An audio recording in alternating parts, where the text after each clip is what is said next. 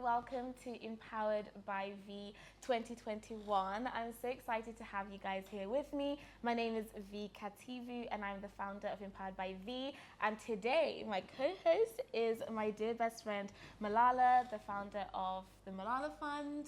Yes, and many other things. So we're here today to present to you our annual event, which is Empowered by Vee. I started this about 4 years ago after getting a few messages from students from across the UK asking to have coffee with me for advice on personal statements, university, and all of that stuff. And I realized that if I went for 80 coffees, I would actually be broke as a student. So I decided that I should have an annual event where I get everybody together. I bring all of my wonderful and brilliant friends with me, and they can come and give their advice in their specialized fields. And then it grew into what we have today, where we have over 13,000 of you on the network, which is crazy to me because when I began this, I just didn't see it going this far. And yeah, I'm very excited for today's event because I have my wonderful friends here to come and shed some light on just all things academic empowerment, because I realized that students from underrepresented backgrounds, we're not smart, we're not, not brilliant, we're amazing. It's just that we lack opportunities and support and guidance, and I wanted to help bridge that gap. So here we are today, and I hope you guys get the most out of this. Bring your notepads and pens, take notes, ask questions in the chat, and we will try and get through all of them. And yeah, I think it's going to be a good day, right? Yeah, this is a very exciting time because I remember when we first started talking about Empowered by Vee, and initially we were very confused about, what name to go with. And yes. I remember the panic that we was going through, like that she had a vision, she had a mission, which was to empower young people to believe in themselves and achieve any career, any opportunity that they want in their life. And we were like, we empowered, like that's the vision, that's the mission, just yes. name it, Empowered by Vee. Yes. And I'm so glad that Vee has continued this work. There were moments when there were doubts and challenges and difficulties, but I remember we would start planning it months before. I'm a very relaxed person. I don't think about the event till last minute. I'm like, it's gonna be fine, be positive about it. Yeah. But months before, we would be like, I need to work on, EBV. What are we going to do? Who are we going to invite? Yeah. I'm panicking. And I'll be like, Vee, it's okay. It will happen. And I think it's the dedication that Vee holds for this mission that makes it possible each and every year.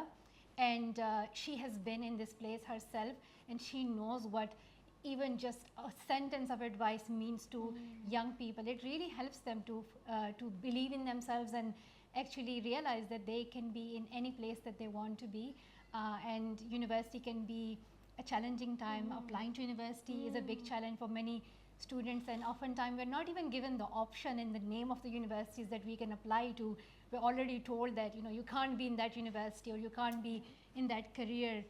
So Vee is here to remind you all that you can be in any place, in any university, in any career that you want, and we are here to help you. We have all the experts here today who have seen it. They have been through that phase, and they're going to share with you, their experiences from applying to universities and writing personal statements and just everything that you need to know. So I think we're going to start with choosing your university, and it's both the undergraduate but also graduate. Yes. And Vee's going to give more information on that. Yes, I am. That was such a beautiful introduction. I really liked that. Thank you very much. And yes, just to echo what Malala said, it's essentially just, I never wanted another young person to kind of be sitting at home thinking, I can see the grades are here, I have them, but there's no one telling me they believe in me. And I think you guys have all heard my story of me going to my teacher and telling them, I want to go to Oxford. I was so full of ideas. I want to go to Oxford. I typed in on Google, what's the best place to study history? Oxford came up. That was that. I'm going to Oxford. So when she said no, I thought, how can you just say no? On what basis? And for me, that wasn't acceptable. It wasn't okay. So when I got accepted, I knew I had to shake tables. And it was just magical to be at university with a friend like Mal, where she was pushing me, believing in me, and we were working together. So you're going to hear a lot from today that having an empowerment circle, having friends that support you, believe in you is really important. And we just thought we would co-host this together to kind of show you that, you know, supporting your friends can get a long way, because like she said, that Empowered by Vee, I really wasn't going to do it at some point, and she had to literally push me in her bedroom at like 3 in the morning and press enter to be like, it's happening, it's started. Don't So stay up till 3 though. Don't stay up till 3. we don't recommend. But yes, we're going to kick off our event today with the Choosing Universities talk by Dr. Amina. Balloons, sorry. We have many balloons in here and they're going to be popping. We're very, very sorry. Sorry. Okay. So yes, I'm sorry, my friend. So we're going to be starting with Dr. Amina and Lamide, and they're going to be doing the undergraduate and postgraduate chats. So we're going to hand over to them and we'll be back. Welcome to Empowered, and we love you a lot and see you in a moment. So hi guys, and we're back with our Choosing Universities panel discussion with my wonderful friends, Dr. Amina and Lamide. They've done phenomenal work in the student space. Lamide is the founder of Live Mentoring. Live Mentoring. I always say live, I don't know why, I'm so sorry. Right. Live Mentoring. And then Dr. Amina runs a YouTube channel where she's discussing all things PhDs. I feel like I've learned about PhDs just from watching you, and you're on YouTube as well. I love that, the adulting series. We're all connected, we're tuned in, don't worry. So they're going to be talking about undergrad and postgrad, because I know that a lot of you are at different stages, so I thought we'd bring in both experts in the field. And I'd really appreciate if you leave your questions in the chat, because I'm going to be going on there and like checking it out and then asking them the questions, so you guys can fire away, and then I'll be back in like 10, 15 or whatever, like when you're wrapping up, and then I'll ask questions from the chat. So fire them away and let's go. I'm so excited. Thank you. Perfect. Hi everyone, welcome. Like V said, I'm Lamide. I'm the co-founder of LIVE, which stands for Learn, Inspire, Visualize, Elevate. And we teach people in year 8 to year 13s the soft skills they need in the work environment. I went to the University of Essex to study politics and philosophy. I graduated in 2019, and I currently work with the Mayor of London in public policy on like skills and employment and stuff. So I have a lot of experience with this, and I'm so excited to be here with you all today and to share my experience. Awesome. Again, like we said, my name is Amina, and I hold a PhD in cancer research from UCL. And so on YouTube, I talk all about my PhD and the experience and how to get in, and just postgraduate in general, masters. I've also founded the Page Doctor, which is a platform that I recently launched about 6-7 months ago now, and that helps connect PhD students with undergraduates who need support from like any field. And yeah, I'm really excited to be here with you guys today. So leave your questions down below and we'll answer them after we finish talking. Great. So in terms of choosing a university, what I was thinking in terms of the process is firstly deciding, is university the best option for you? Would an apprenticeship be better for you, or would you like to take a year out? Just making sure that you don't just go to university because everyone is going to university. Actually think about what is the best decision for you to do. And then should you wish to go to university, why? What do you want to study? What are you interested in? And I think the way for you to figure out is asking these 3 questions. So firstly, what are you good at? Like, there's no point going to university paying over £9,000 to do something that you're not very good at. Like, you want to put yourself in the best position to come out with the highest grade possible. So what are you good at? And also, what are you interested in? So me, I love philosophy. Like, that's my firstborn, that's my baby. And everything about philosophy just makes me so happy. So I'm like, okay, I know I wanted to study philosophy, but my mom was like, doing philosophy on its own, you might get a bit bored. So what can go well with philosophy? And I was like, okay, history, that's a bit long. Politics, yeah, that seems a bit more like me. And then doing research in that, so I decided to do politics and philosophy because I was interested in those topics. And then finally, like, what do you want to do with your life? So I've always said I want to change the world, you know. I believe I can, and I like the feeling with that. So I was like, okay, with politics and philosophy, how can I change the world? I can create like policies, I can be an advocate, I can campaign. So those were the 3 reasons and the 3 questions I asked myself to decide what I should study at university. And it's okay if you don't know. Like, I didn't know until literally like the summer of going into year 13. So don't put too much pressure on yourself if you still don't know what you want to do yet. Yeah, and on the postgraduate side, I'll be talking a bit about how to choose a degree. So that's both for a master's and a PhD. I think it's a bit different with an undergrad. You might be looking more at the university as a whole, whereas with a postgrad, you want to look at the specific like lab group you might be working in, the supervisor that you're working with, how much publications they've got, and the more specific details. So it's not necessarily about going to the best university, but actually whether that graduate course is actually for you and will give you the best outcome. because obviously by that point you've done the undergraduate thing, so you now want to think more specifically about how this is going to exactly help your career. So it's a bit more different and definitely more focused, and a lot more expensive as well. So you should think about it a lot more, kind of more wisely. And yeah, I think like you said, like I only decided on my master's sort of in the last sort of couple of months of my undergrad, and then my PhD again, it was like the last couple of months of my master's, and I just was kind of, I wouldn't say I planned on doing a PhD at the end, but it definitely was something that I thought about and came to the decision, you know, as I was applying and kind of checking things out. So yeah, we'll give you more details on that in the talk. And in terms of choosing what university to go to, don't just go for the name, like you said. Like, actually look into the course and what the course module and what the courses entail and the module breakdown. So for me, there were so many places that not everyone did like politics and philosophy. Some places did like PPE, and I was like, okay, PPE, Oxford does PPE. Should I go there? I was like, I did chemistry at A levels. That was the ghetto of the ghetto. I wasn't going to put myself through another 3 years or something similar to chemistry. So I said, econ, respectfully, you're going to have to move to the side. I dropped that ASAP. So I had to be more specific. What universities do my courses? And don't just change it. Because it's easy to say, okay, I'll do PPE because I can go to Oxford. But now I'm crying for a year because I'm at Oxford. What's the point? So I think it's very important to make sure that you're going to the place that's best for you and look into the courses. And like even if you don't go to like a Russell Group uni, I didn't go to Russell Group uni and I'm doing fantastically. So you don't have to go to the big names. You just need to do what's best for you. Yeah. And to kind of follow up on that, to give you a personal example, when I was deciding on my master's, I was deciding between King's, which was a Master's of Science, and Imperial, which is a Master's in Research, and the name was very similar. They were both like biomedical research, and you know they didn't really seem like they were that different. But actually, when you went and looked into the depth of the modules, they were very, very different. And actually, I would have hated the other option had I not looked into that. So if to look at the difference, the Master's in Science was basically third year of uni, just as a master's, with a bit more of an extended research project, and that was it. So you had lectures and everything, and I didn't want a third year again, whereas the master's in Imperial was a research master, so it gave me 12 whole months of research to decide whether a PhD was actually for me, and it gave me a better like CV as well at the end of it.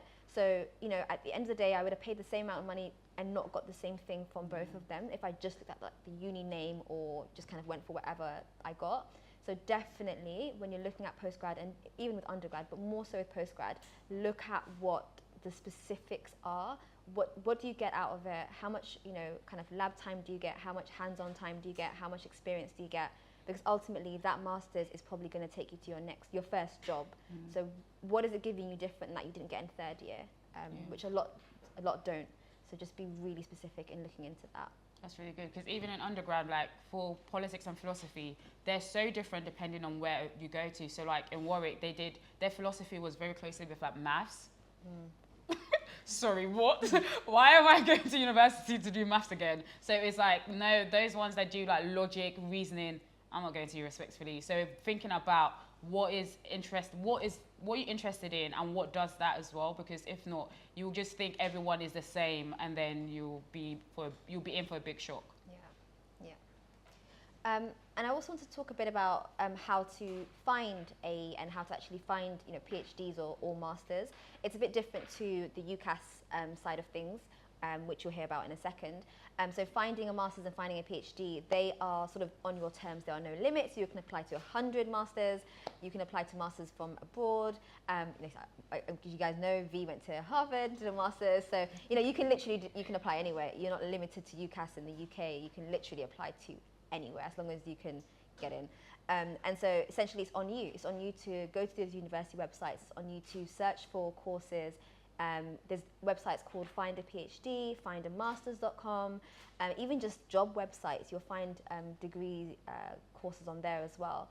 So just literally just looking across the board, going onto university websites, going on and asking supervisors, emailing people, emailing your course lecturers from the university. You have to be a lot more proactive, I would say. It's not just like UCAS and choose the courses and then kind of one personal statement. You have to apply separately for every single course. So you need to be a bit more, I guess, picky and think about sort of what you're going to get out of it and what's the best option for you. But yeah, there's not one shoe fits all with masters and postgraduate degrees in general.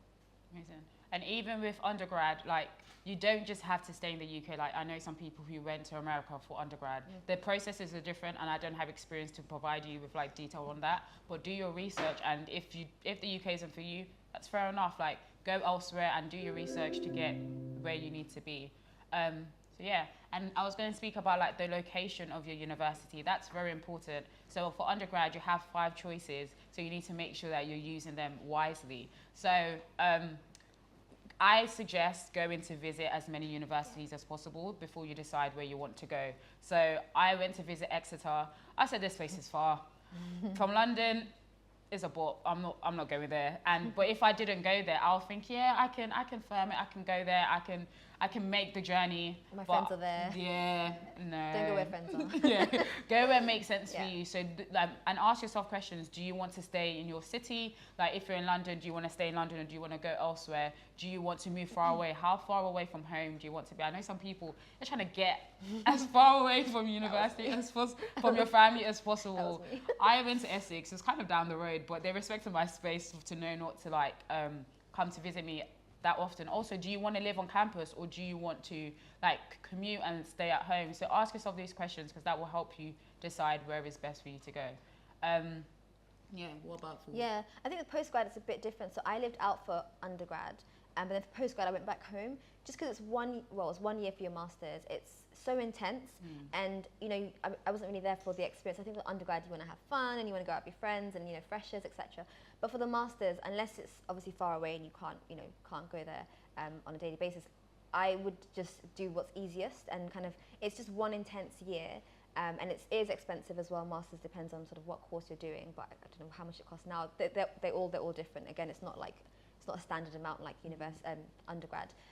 But yeah, I think for the masters, you just want to kind of put your head down and just do your best, because ultimately that's probably the last degree you might do before you go into a job. So you want to just make sure that you're making the most out of that year. If it's a PhD, again, depends on what city you're in and like where you're doing it.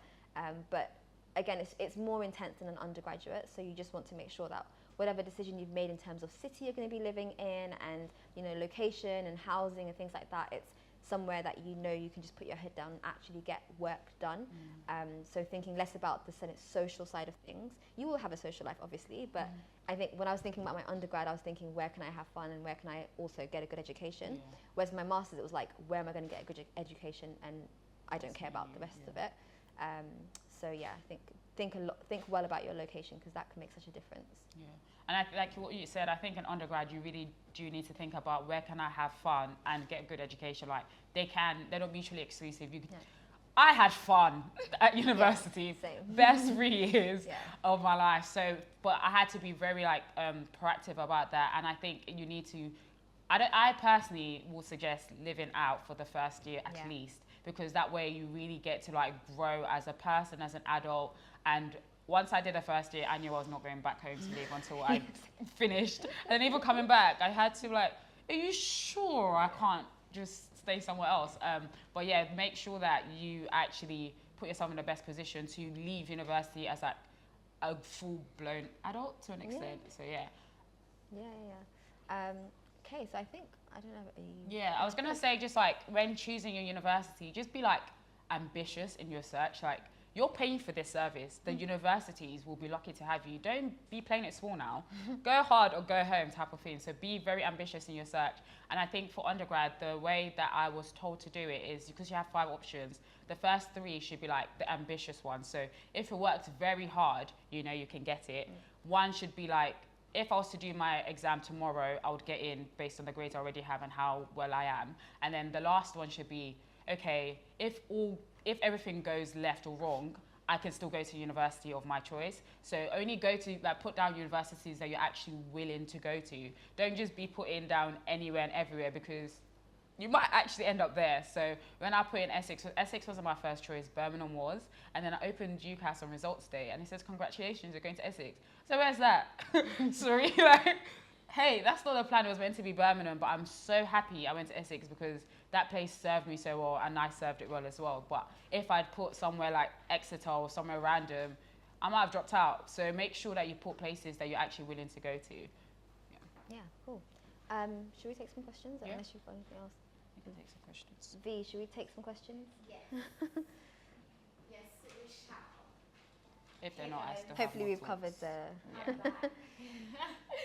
So I am going to look up some questions because I'm pretty sure we've got a few, and I'm just gonna start looking now. So if you've got any questions, send them in right now. And I'm looking through 100 plus something, 200 plus something questions right now. So give me a sec. Someone said, how do I know whether I should pursue a master's degree or a PhD? Well, I have a question within the question. Yeah. Do you have to do a master's before you do a PhD? That's what I always believe. Good question. Can you do a PhD before a master's? Yeah.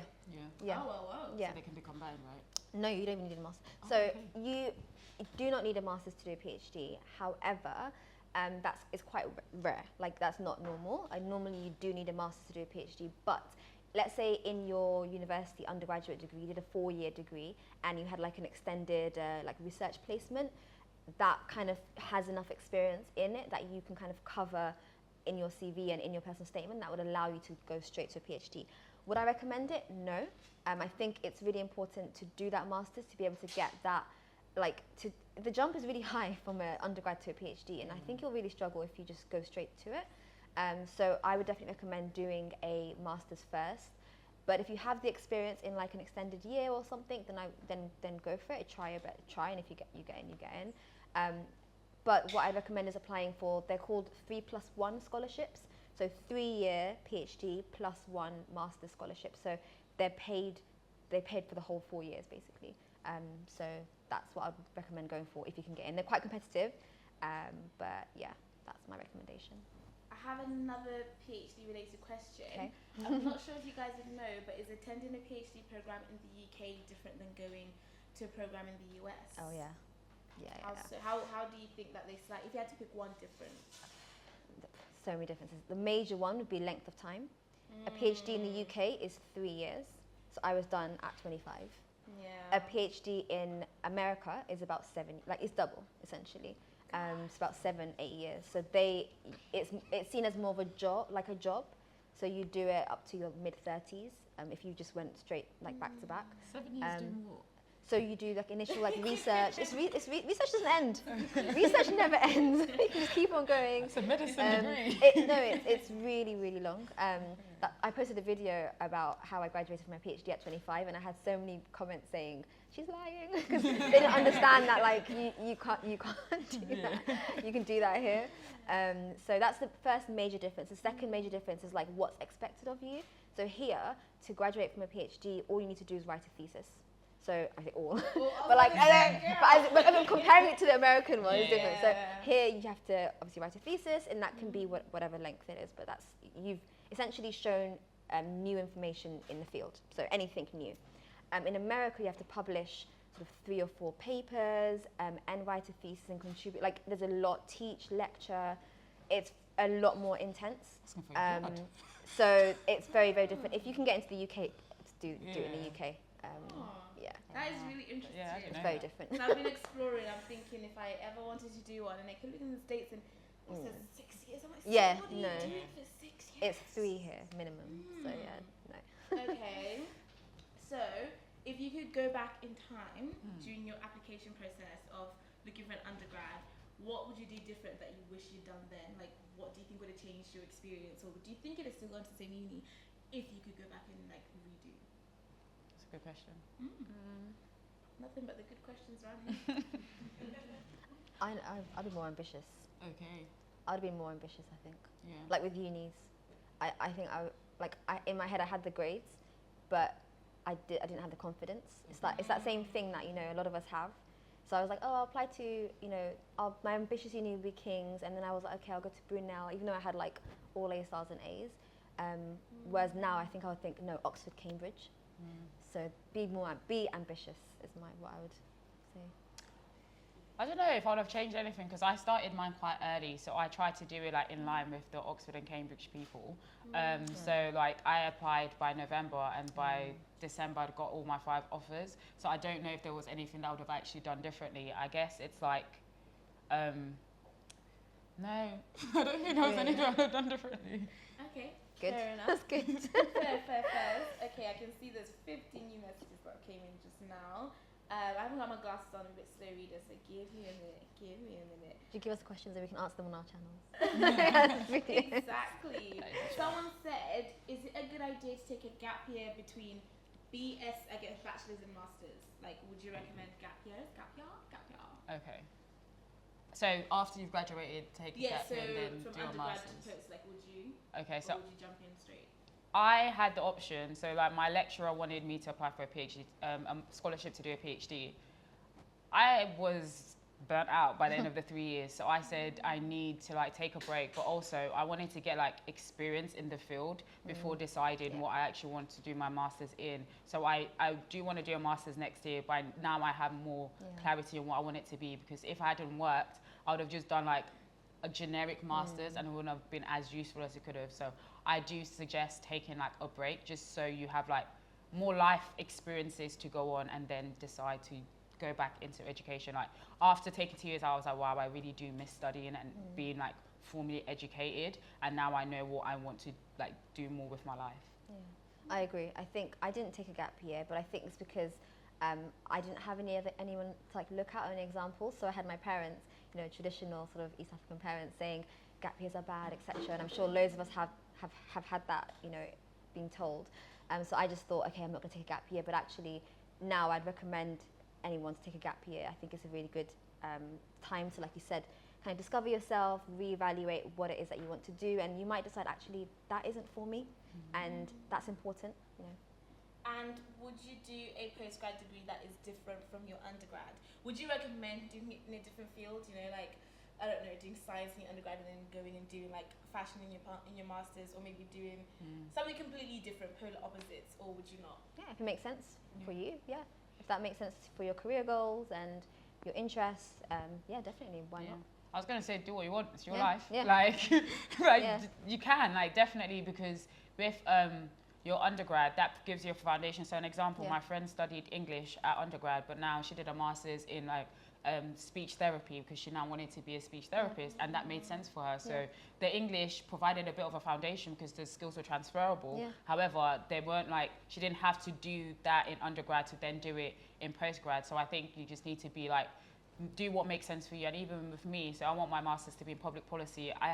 Though I love philosophy, I'm not trying to be I am going to be a philosopher, like generically, but I'm not trying to be like a lecturer in philosophy. So there would be no point for me to follow that line of study further down in the future. Also, I think we don't realise, but all degrees are linked somehow. Like, you can take, I don't know, dentistry and philosophy and find a connection between them. Like, they're all linked. The soft skills, like the skills that you learn, academic skills. So even if they're not the same, you will take something from your undergrad and you'll take it to your master's. So that's absolutely fine. And we have a question here about what should people look for? I think this is catered more towards the undergrad side, but what should they look for in open days? Like, what's the most, like, the checklist to take with them? What should they be like looking out for? Can you see yourself there? So when I went there, I was just like, okay, can I actually see myself living here for 3 years? Do I like the place? Is it pretty? Not like, is it can I actually see myself there? And like, so firstly, how are the lecturers? Like, what are they like? So I became good friends to this day with my lecturers. So I think knowing that you can develop, how open are they? Because I require like support and help. So some lecturers are just like leave you to your own devices and want you to do independent thinking. That's fair, but that's not how I learn. So it's knowing that what would the lecturers give you? What do they say? What are the people like? So when you were going places, are they friendly? Are they like welcoming? And also what is close to your university? So is it like a campus university that everything's on site, or is it like a city one that you have to travel places? Or even if it's a campus one, is it close to other things? Transport link, can I go back to London like easily? So just thinking like, can I see myself living here the next 3 years and enjoy myself? Also, like, are there black people there was a question for me as well, because I need some black people. So like asking those type of things were what I thought through when deciding what university I wanted to go to. Even facilities, look at the library. Is there enough study space? Is there, because these things can be a problem later. At UCL, I think now there is, but when I was there a few years ago, there was no study space, almost nothing. So it just became a struggle. We were all in like corridors and on the floor, and it's like it's just not a nice environment. But so yeah, actually take a look at like the facilities as well. So someone said a good question here. If you're really good at subjects but can't really see jobs where those subjects would be useful, is it a good idea to still study them or just find something practical that you can get a job in? Good question. That is a good question. I was gonna say no. I was gonna say like, do what you're good at and do well in it, because like getting a job, you can get a job in anything, and like once you get like the good grade, so like if you were to graduate with a first class, like that's all they really want to hear. They don't really care what the first class may be in, or if it's a 2-1. So like put yourself in the best position to like graduate well. And I also think like life is just more fun when you do what you enjoy. Like who cares about being practical just yet? Like you can think about that later and put yourself in a position so you can get internships. Like even if you're studying English, you can get internships in finance or whatever and get the experience. So by the time you graduate, you know that that's the field you want to go into. So even if what you're studying and what you want to do are not connectly, unless you know what you want to do straight away. Like if you want to be a doctor, please don't do English. Do you know what I mean? Like make sure it makes sense with what you're doing. So yes and no. No, I think it really depends. Like, do what you enjoy, of course, but at the same time, I know that with me growing up, like I had parents in my ear, sort of, and that pressure of what you do has to lead to a specific job. And now looking back, I mean, like Vee said, you can get a job in anything after any degree. But at that time, I knew that I didn't know that. I thought that if you did medicine, you become a doctor. If you did, I don't know, dentistry, become a dentist. I didn't know that you could do like philosophy and become a lawyer. So I know that there's a lot of pressure on a lot of students, I think, with parents that may not understand that. So they might have to think about what career it lands, it ends up at, just because of that. But at the end of the day, do what you enjoy, because that's what you're going to get your best grades at, and then that's going to lead you to a job in whatever field. But if you have got someone in your ear telling you that, I think just explain that. Look, I'm going to get a good grade in this because I enjoy it, and from there I can do whatever I want. I was just going to add, like, look at prospects.ac.uk. So they basically tell you, like, with this degree, what can you do? And that's like when deciding what I could do with philosophy, it was like lecturer, this or that, and I was like, that's a bit boring. But with politics, there were more options, so that's why I chose to do politics and philosophy. So I think looking at those, like, from what can you do, and that helps you decide what you actually want to study. Can you repeat that website, please? So that's prospects.ac.uk. Prospects.ac.uk. I'm getting people what they want. For you guys. Now I'm gonna basically take just like the last few questions and then wrap it up for these guys. But oh my god, I said that the 95 new questions came in. Gosh. So I'm gonna take the last few questions, and obviously these guys are more than happy to help. They've got so many resources on their channels, on their pages, on their mentoring pages. They've got so much online for free. Like, this is all just information flying around the internet. And you should definitely check those out. So, oh my god, there's more questions. So I'm gonna take a few more of these, and then we'll have to like let these lovely ladies go, because It went so fast. I know, it really did. Fly by. Okay, cool. So this is a really good question, and I quite like it actually. How do you deal with the fear of not getting good grades in university, and how to leave that fear to study something we didn't expect was a certain way? I mean, what which is a degree and it's not what we expected. So just that fear of like, man, I really want to do biology, but I just don't know if I'm going to be that good at it, because you just said do what you're good at. So where do we go from there?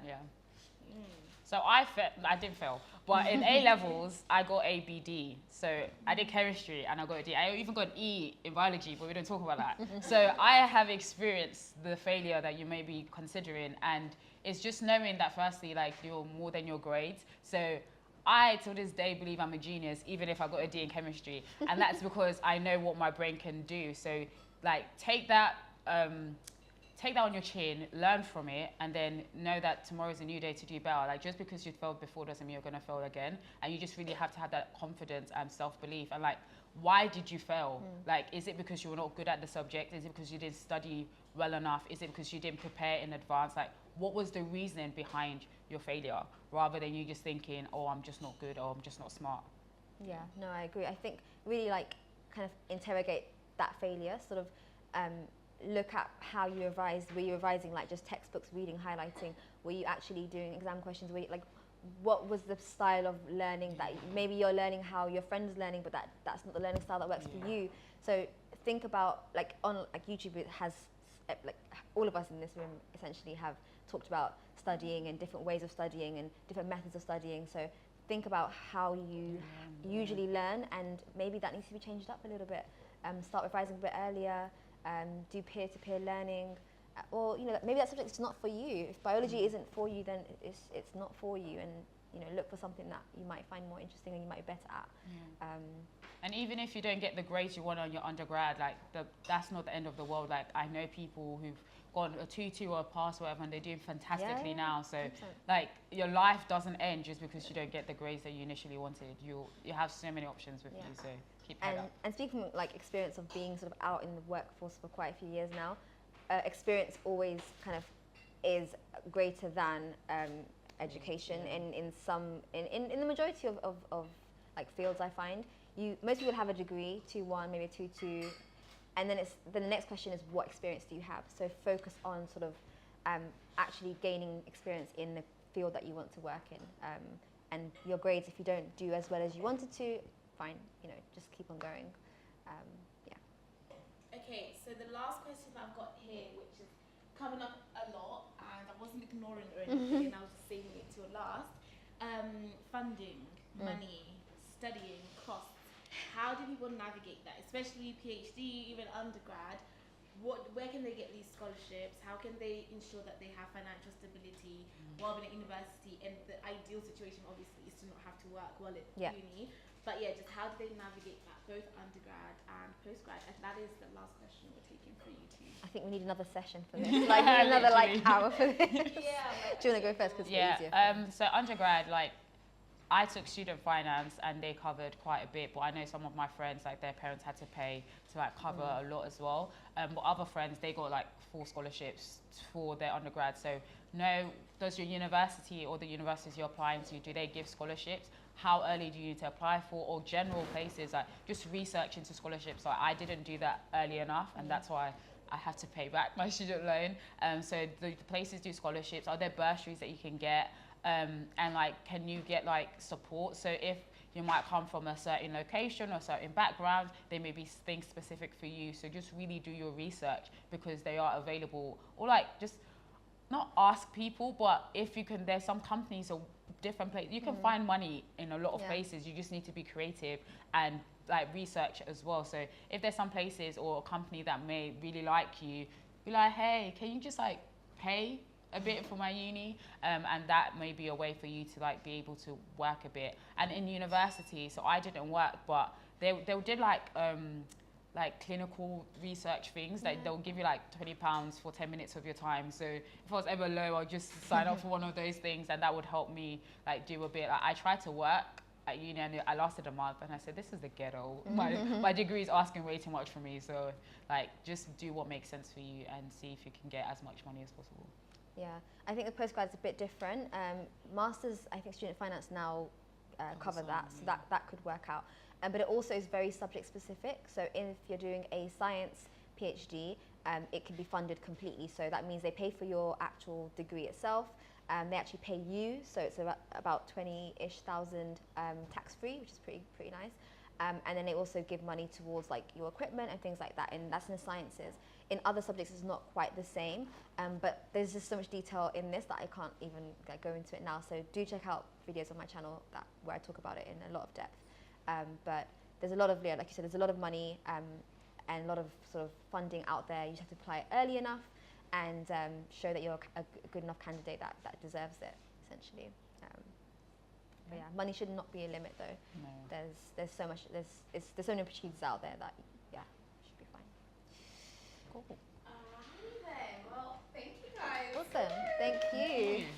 Thank you so much. And obviously you guys know where you can find them. Go onto the Empowered by Vee page and just click their photo. They've got their tags there, and That was amazing. We Thank really you. Appreciate That was it. And I lovely. think everybody in the chat, like, give them some reacts or something. Like, let's show some love. Like, after everybody, let's just show some love reacts. Oh, look!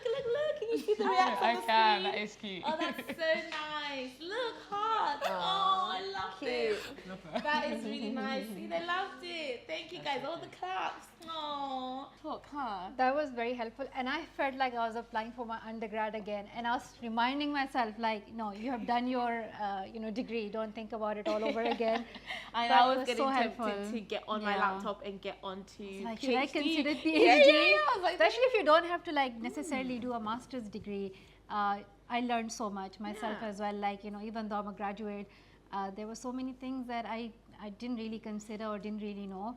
Yeah. And I think it's important that you are passionate about the subject that you want to apply for, but also the university environment. Like, where is it located? Is it a campus? Is it in the city center? Accommodation, affordability, so many things that you have to consider. But again, it's your preferences, your choices that you need to look into. And I think a big thing that I learned today, which gave me very ringing alarm bells, is the 6 years in American university to Yes. PhD. Because Yes. I was going to the States and I was like, you know what, the UK is not that bad actually. Like, I think this is fine. So it's just, you learn lots, and I loved all the questions that you guys were asking. And we're now going to be heading off into a mini break. So we have the session coming up next for... So the next one is a personal statement workshop. I know we all are worried. What do we need to think about to include in the personal statement? So all your questions will be answered. What work experiences you need to mention in it, what books you have read, and if you are applying for multiple degrees and courses, how do you figure out how to write that personal statement? Yeah, and I think also a big part of a personal statement workshop is just knowing what kinds of things to include. I think a lot of us are always afraid, like, did I do enough? Did I not do enough? And oh my God, I don't have enough experience. I didn't pay enough money. And you guys already know, if you follow me on Instagram, I'm always like, your experiences are valid. Like, whether or not you were working at McDonald's for a year like I was, it is in every single statement I ever write about, because that is where I learned innovation. I learned how to communicate. Dealing with angry customers who've got children and they want that cheeseburger is not a joke. You have to know how to navigate that situation. It is hostile. So I think that I always put it in my personal statements because that's where I spent most of my time. So don't ever feel shy or embarrassed about your experiences, because that's what you've had. This is your life. This is what you've lived. So share it. And if the university is right for you, they will see it for what it is, which is a wealth of experience, and it's what made you you. So yeah, we're not gonna do personal. It's not our talk. So It's not our workshop. It's not our workshop. So we're gonna skedaddle now and give you 5 minutes to just get a drink, get a little break, and then you'll see Liddy and Hazel coming up from Journey to Med, and they're gonna be chit-chatting to us. So that's it, and we're going now. We are your fabulous hosts, co-hosts. See ya. Co-hosts or just hosts? What are we? Both. Both. Okay, goodbye. So we're back on air now, and the girls are going to be doing a personal statements talk. Yeah. And when it's done, we're going to go to the next talk and just like do maybe 2 minutes in between, but there's no need for the longer breaks because, I've thought about it. Logically, it wasn't making sense. So here we are with the personal statements talk from my wonderful, beautiful ladies from Journey to Med. For so long, I couldn't tell the difference between you guys. Wait. Yeah, because I didn't know who I was like talking to, right? Oh, And I didn't know okay. whose name belonged to who, because you never like really tag it anywhere. Okay, yeah, fair enough. So fair for a enough. while, I would just be like, "Hey girls," like I just like stick it out there and hope something sticks, But now obviously I know, and you guys are going to be talking to us about personal statements. It's very exciting. This is always one that people really, really find practical and helpful. And I think that they can see the screen, right? They can see the presentation right now. Yeah. Okay, you're going to be able to see in a second. I'm going to sit over there and take in the questions off the camera, and then I'm going to be doing the slides for you. So take it away. Here's your personal statements talk, and there won't be any more long breaks. I really apologize for that. Yeah, we're good. You can go. Sick. So, hello everyone, my name's Hazar, My name is Lydia. and we are two third-year medical students studying in London. And like Vee said, today we're going to be given a... Wait, where do I look? Camera, cool. Today we're giving a... I was looking at the screen. Today we're giving a presentation about personal statements. So everything you need to know, do's and don'ts, and basically how to write the best personal statement possible. So yeah, should we go on to the next slide? By the way, I'm going to be looking down because I also have the presentation here. But yeah, do you want to? Yeah, it's okay. Go ahead. Okay. Is it on the next one? There okay, you go. Cool. So obviously before we get into it, we thought that we'd share a bit about ourselves. We already told you guys essentially, but yeah, we're going into third year of medical school and we're both content creators. We create content on YouTube and Instagram. But yeah, what am I trying to say? Let's move on. With our personal statements, obviously a medical personal statement is a bit more different to a general personal statement, but we are going to be touching on lots of different things. So whatever you're applying for, you'll be able to take something away from this presentation. But with our personal statement, we were able to get all of our interview offers. So we know a bit or two, and hopefully you guys can learn something from this as well. Yeah. But yeah, let's move on. So what is a personal statement? Essentially, a personal statement is a statement that supports your application to medical school, and it tells the university a bit more about yourself. So obviously they have your grades, they have your your teacher's reference, but they kind of want to hear a bit more from you about yourself. So it's your time to kind of show off who you are, say why you're passionate about the degree you're applying for, and essentially say why that university should pick you. I feel like when it comes to personal statements, everyone finds it a bit daunting. Like I remember being in year 12 and it stressed me out so much. I was like, yep, I'm not getting into uni because of this. But it's actually an opportunity for you to show the uni why they should choose you, why you are a good potential candidate and why you stand out amongst the big pool of students. So don't look at it as if it's something daunting, especially after today's presentation. You're definitely going to be equipped to write a banging personal statement that will get you all the offers you're looking for. Yeah, fingers crossed. So yeah, in your personal statement, there's different components and different things you should talk about. And as you can see on screen, generally the advice is recommended that you do about an 80 to 90% academic and then a 20 to 10% non-academic split, because the personal statement is not just about your academics. They also want to know about your hobbies, your extracurricular activities, and essentially what makes you a well-rounded student, not just a robot who works. So there is a split. It is more academic because obviously you're applying to university, but make sure you include both academic and non-academic things about yourself. There is also a character limit, so it's 4,000 characters or 47 lines, so whichever one you reach first. But I would definitely recommend at the start, don't even look at the limit, just keep writing, and then as you keep going and as you keep cutting down and taking out the less important things, you will reach that limit. And like the majority of people I know, they actually struggle to come under that limit. A lot of people think they can't. A lot of people think they're not going to have enough to talk about themselves, but we're all actually more interesting than we think we are when we start to think about it. So yeah. Yeah, talking about the limit, guys, it was so stressful. I remember a day before we had to submit, I was there struggling to meet the limit because I wrote too much, and I actually ended up sending my personal statement off with 2 spelling mistakes. I mean, I still got into med school, but that's not the point. So when you first start, like, it doesn't matter about the character limit, just write. Have as many drafts as possible, write it, scrap it, rewrite it, go again. Like, it's about trial and error, essentially. If you overthink and you worry too much about the character limit, the paragraphs at the beginning, you're never gonna get anywhere. It's gonna be something that you continuously delay. So definitely make sure that this isn't something that is inhibiting you initially and that you just start. Well, going on to the next slide. Yeah, so first we're going to talk about the academic side of your personal statement. So here, essentially, you want to talk about what sparked your interest in the subject and the times you were fascinated by it. I'm not saying be cliche and say, you know, you wanted to do medicine since you're 5. That's not realistic. No one wants to hear that. But genuinely, like, sit down and think, why do I want to study this? Whether it's history, English, politics, medicine, why do I want to do this at a degree level?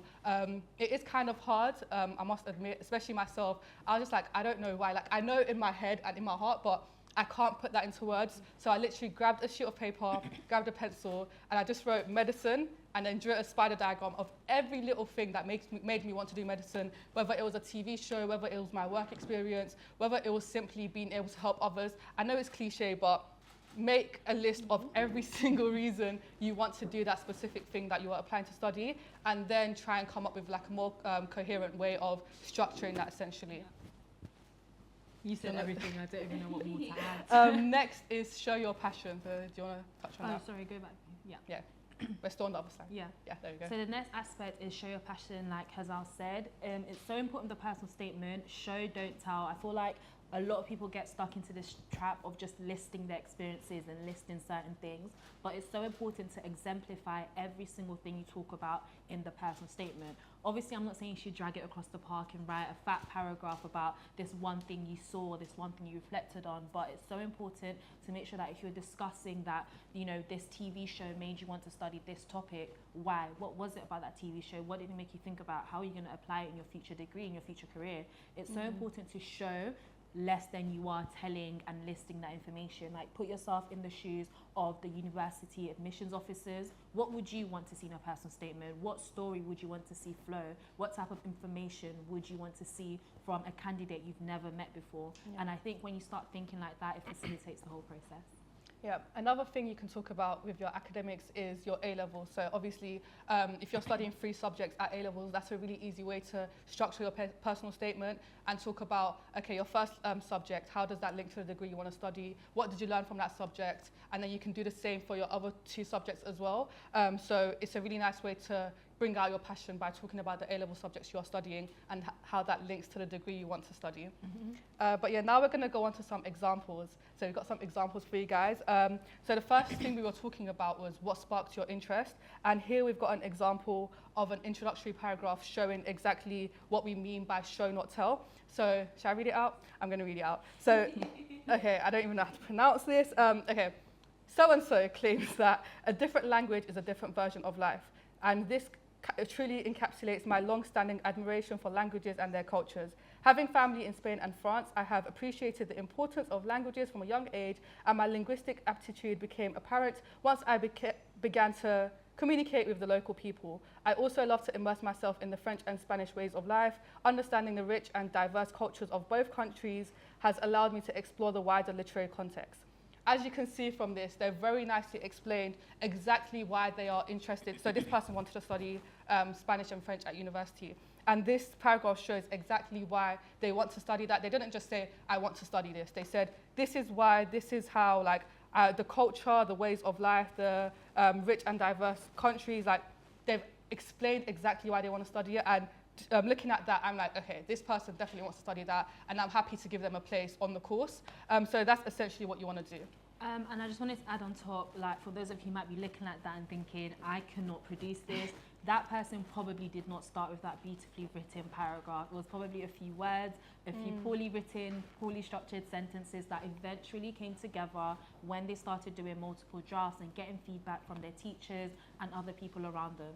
So just to go back to my previous point about just starting, so they probably started off with, I like Spanish, I like French, I like visiting this country, and it eventually came together into this beautifully written sentences. And so it's just so important to just start, jot a few words down, and over time it will come together how it's supposed to come together.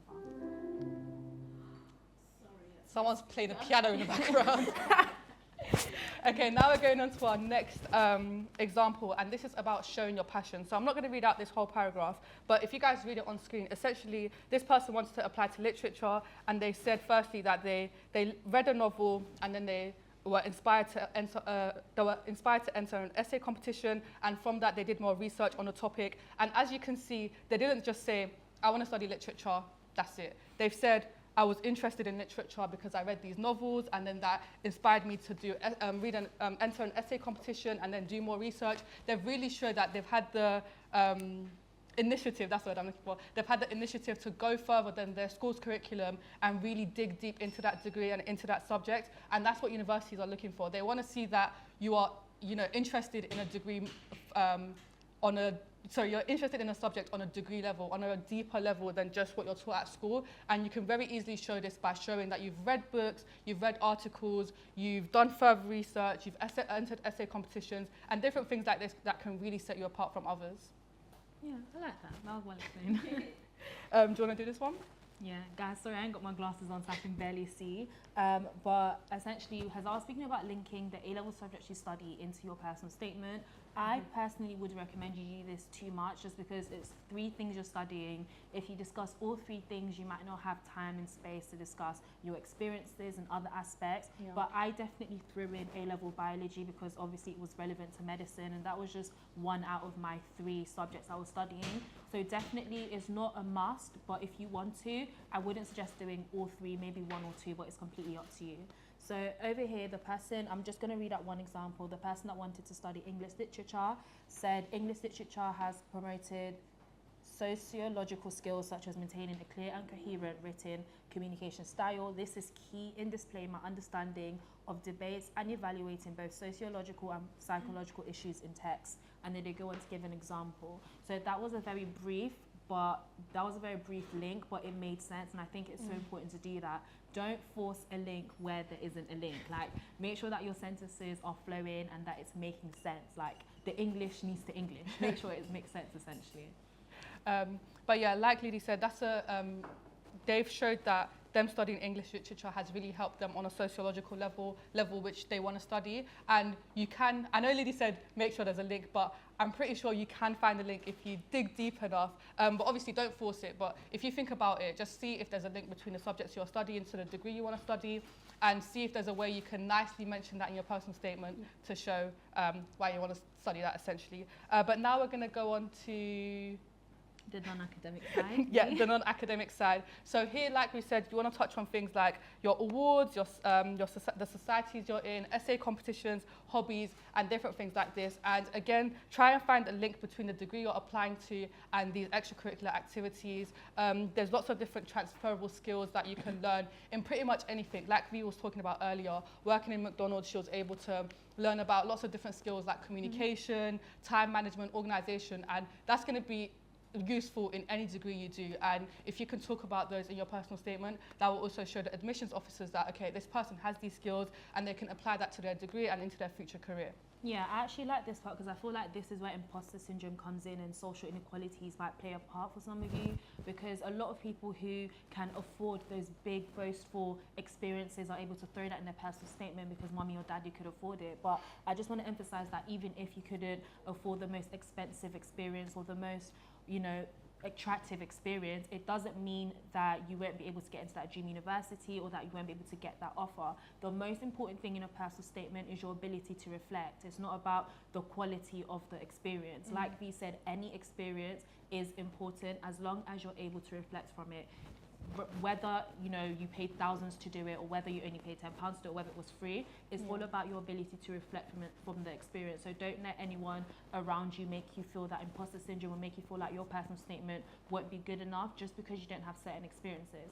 Like with us for medicine, a lot of people, you know, went abroad and witnessed surgery in this magical country and all of this, but even going to your local GP, they don't care about where you was, they just care about what you was able to reflect from that particular thing. So definitely don't let imposter syndrome or anything like that get the best of you during this period of time of writing your personal statement. I feel like that deserves a clap. Now we're going to go on to an example. So for the non-academic side, here it says, my academic enthusiasm has filtered into my school life where I've participated in sports teams and assumed the role of house captain. This, in addition to my commitment to the performing of arts, has taught me the value of working to the strengths of others, and I look forward to experiencing this at university societies and seminars. So this person has very nicely shown that, okay, they're part of sports teams and they're house captains, so they're kind of extracurricular activities, and how this very nicely links to their degree. And essentially, this is what you want to do in your personal statement as well, if you can. Some of you might think, okay, why is the non-academic side relevant? And we've kind of touched on this already, but it's because you're not just applying to be a degree. Like, they're not just going to get you and you're just going to work and that's it. They want to see kind of what are you going to bring to the university, what can you offer, and what is your life outside of your studies. They don't care too much about it. That's why it's not the majority of your personal statement. But they do want to know, and it is a good thing to talk about to kind of differentiate people. You know, we're not all just people who study. We have a life outside of our studies, and that's kind of what you want to touch on in this part of your statement. Yeah, you're not just going to be doing the degree, but you're going to be a university student. And I think Yeah. it's important to showcase to the university what you are going to offer them, not just about what they are going to offer you. Like, what societies are you interested in doing? What skills are you interested in exploring at the university that isn't necessarily related to academia? Obviously, this depends on where you're applying, because some universities are quite heavy on the academia and don't want too much on the extracurricular. But I think it's always important to throw in a sentence or two as to what you're looking forward to do as a university student at that particular university. Now we're going to touch on what to do before you start. So this is probably the hardest part about your personal statement. I didn't know how to start. I put it off for so long. But the easiest thing to do for yourself is to start as early as you can, so that you have a long time to write it. I wouldn't say start too early. Probably during your summer holidays is a good time to start, because you haven't really got much to do at school. But that is actually if you've got an early application. If your deadline is in January, you can afford to start a bit later. But like I was saying in the talk before, the earlier you get it out the way, the earlier you're going to get your offers, and the earlier you can kind of focus on your subjects and not the personal statement. So yeah, make sure you guys think about when you're going to start. But yeah, so what I've written here is what I was touching on before. So some things are already mentioned in your application, like your name, like who you are, and your grade. So you don't have to mention that in your personal statement. And also make sure that when you're writing your personal statement, you kind of have an idea of the degree you want to apply to and the universities you want to apply to. Because if you try and write a personal statement without knowing what you want to apply for, it's going to be really difficult, because there's certain things you want to touch on for certain degrees and certain universities. So make sure you have an idea of that before you start. Yeah, like in this day and age, research is so powerful. We're so lucky there's so much information out there on the internet. So it's so important to do your research. What degree do you want to do? I think Dr. Amina was saying this previously. Just because a degree has the same name doesn't mean it will be presented in the same way. Like there might be different modules, different teaching styles that you might prefer. So make sure you're wise about where you're applying to, what degree you're doing. Make sure the degree you're doing it for yourself, because you want to do it, because you can see yourself being happy while studying it. So just make sure you're doing the right thing essentially, and that you're happy with all the choices you're making before starting your personal statement. Another great tip I have is, if you guys are, in year 11, year 12, year 13, and you're having these lots of different experiences that can link to your degree, keep a diary of what you're doing. So did you go to a webinar? Write that down in your diary, write what you learned, what the webinar was about. And when you come to write in your personal statement, you can look through that diary and think, okay, I remember doing this, and I can talk about this in my personal statement. Sometimes it's really hard to remember what you've actually done, and you might have done really good things that you've actually forgotten about. So if you can, keep a diary of the little things you've done, and this will really help you when you come to write in your personal statement. Next, we're going to talk about prioritizing your experiences. So do you want to touch on this? Yep. Next one. No, back. Yeah. There we go, yeah. So prioritizing your experiences, as I said previously, it's so important not just to list experiences and tell them, I did this and then I did that and then I also did this. This is why you should give me a space at your uni. Like, that's not how it works. You have to show them what exactly did you learn from it. If you're someone who has quite a lengthy CV, quite a lot of experiences, I think you should list them based on priority, and think about, okay, what will I actually say about this on the personal statement? And once you actually get that information out there in front of you, you can then decide what will actually fit into the personal statement. Obviously, you shouldn't be too cautious of the character limit once starting, but bear in mind there is a character limit. So you can't just throw in any and every experience. You have to be very wise and very smart about which experience you flow in, which ones flow together, which ones work for the particular degree that you're applying to. Another great thing I would say is make sure you start with a plan. Again, I was really stuck at the start. I didn't know what to do, what to write about. So I started with a rough plan of essentially the little things that I might be able to talk about. So I just wrote like intro, paragraph 1, paragraph 2, and all the way down. And I wrote a rough idea of what I want to speak about in that paragraph. And just with I think it's really important to remember this is essentially an essay about yourself. And with any essay, you want to have a good plan to ensure that when you're writing it, you can write it as well as possible. So yeah, if you don't know where to start, make a plan, write about all your experiences, put them into paragraphs, and then make those bullet points into sentences, and then those sentences can turn into paragraphs. So yeah, and next, make sure, we've touched on that already. Okay, next slide. Yeah, how to structure Yeah, so there are lots of different ways you can structure a personal statement, and we can't touch on all of them now, but on screen you can see an example which we touched on earlier, which is essentially talking about your subjects. So a brief structure you can follow is an introduction, a paragraph on your experience, and then a paragraph on subjects 1, 2, 3, and then a paragraph on extracurricular activities, and then a conclusion. And this is one of the structures you can follow, but like I said, there are so many different structures you can follow and different structures that fit different types of degrees you are applying for. So make sure to do your research online. There are so many videos you can watch. Vee's made some, lots of people have made some, so make sure you go check them out as well. I agree. Cool. Now we're reaching the end of our, well, coming towards the end of our presentation, and we're going to touch on some do's and don'ts for your personal statement. So first thing is make sure you're concrete and like confident in what you're saying, and you're not wishy-washy. So there's a big difference between saying, I think I'm good at this versus I am good at this. You want to show that you are confident in your ability, and you are confident that you're a good match for this degree and for this university. So make sure you're being concrete with what you're saying and you're being confident. Yeah, I think it's also important to make sure that you also come across humble, though. You don't want to be seen doing a bit too much on your personal statement. It's so important to come across humble, like, I was able to get these skills from this experience. I can't wait to be able to apply them in this situation, rather than coming across like, like I did this, I did that, so I'm going to do this. Like, you don't want to give that tone when admissions officers reading it, and that's why it's so important to get other people to read your personal statement, because they can then correct it and be like, over here you sound like you're a bit full of yourself, maybe change it, maybe add this word. It's so important to get feedback with this area. Yeah, and another thing is try and tell a story with your personal statement. I know you're writing like a essay about yourself, but you can kind of make everything link and flow in a really nice way so that it's actually easy and nice to read. Remember that these admissions tutors are reading thousands of personal statements, and if you can make yours stand out by making everything kind of, nice to read. So what I mean is you might want to mention a quote in your introductory paragraph and then touch on that quote, link back to that quote in your following paragraphs. And this is a nice way to keep everything nice and linked and succinct so that it's easy to read and it's easy to follow. Next slide, yeah. Another thing that Liddy did touch on was write more about less. So, yeah, this one. So instead of listing and saying, yeah, I did experience A, B, C, D, E, you might just want to talk about A and then explain, reflect on that experience and really explain what you took away from it and how that can help you with your degree and like in your future career as well. So like a phrase that lots of people use is, what is it? No, write more about less. Yeah. Also show, don't tell. But also show, don't tell as well. So yeah, there's lots of different things like this that you could refer back to when writing your personal statement to make sure you're going along the right path. Yeah. But yeah, next slide. This one.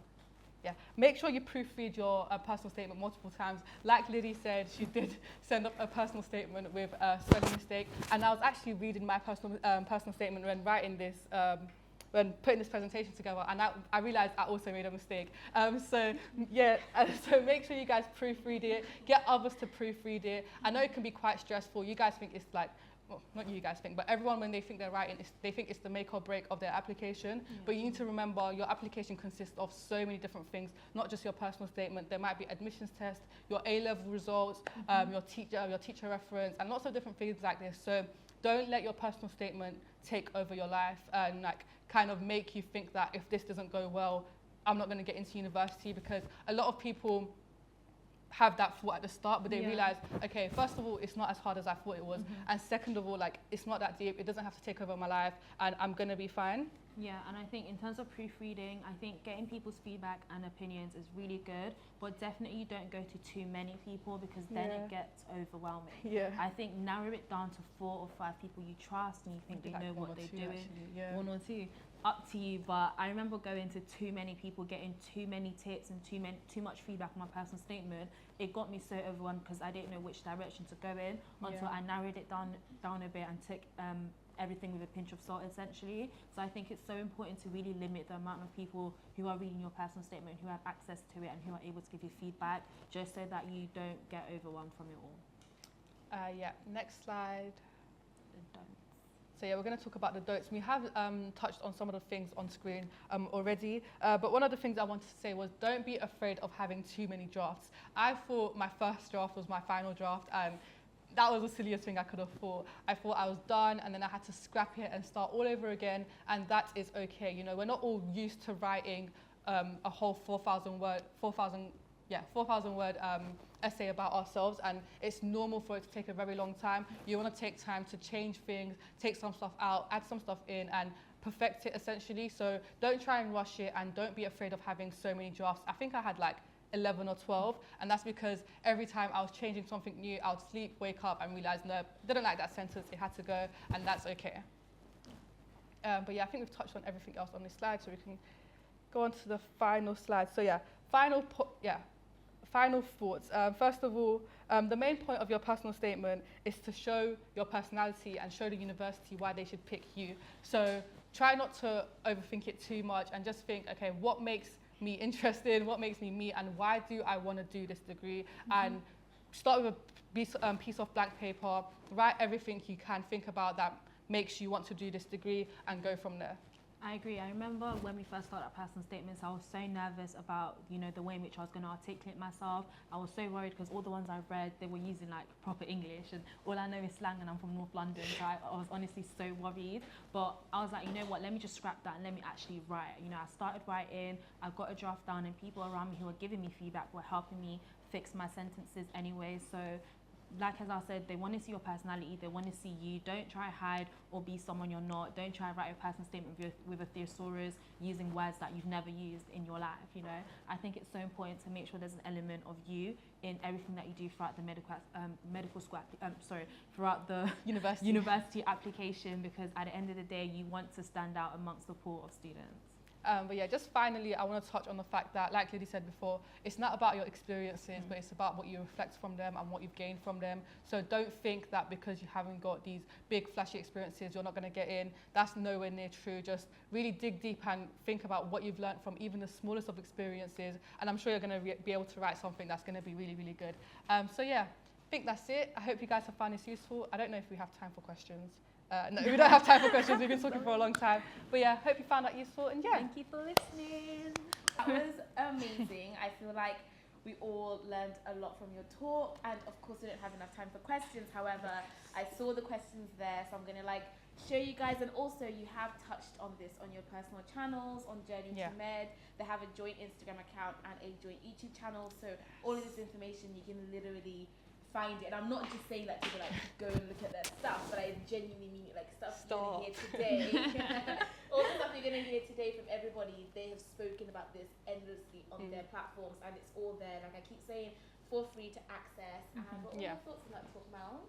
Well, I think this was very helpful. Thank you so much for going through everything thoroughly. And this is probably one of the most challenging things to do, because you have to summarize why you want to apply for a specific course, you know, what work experiences you have had, why that university, why those subjects. So there are so many whys to answer, and you only have I don't know, just a page and a half to fill. So you don't have that many words, you know, to fill everything that you want to say. So it could be challenging, but I think, as you mentioned, initially you can just start with writing everything, and then you can shorten it.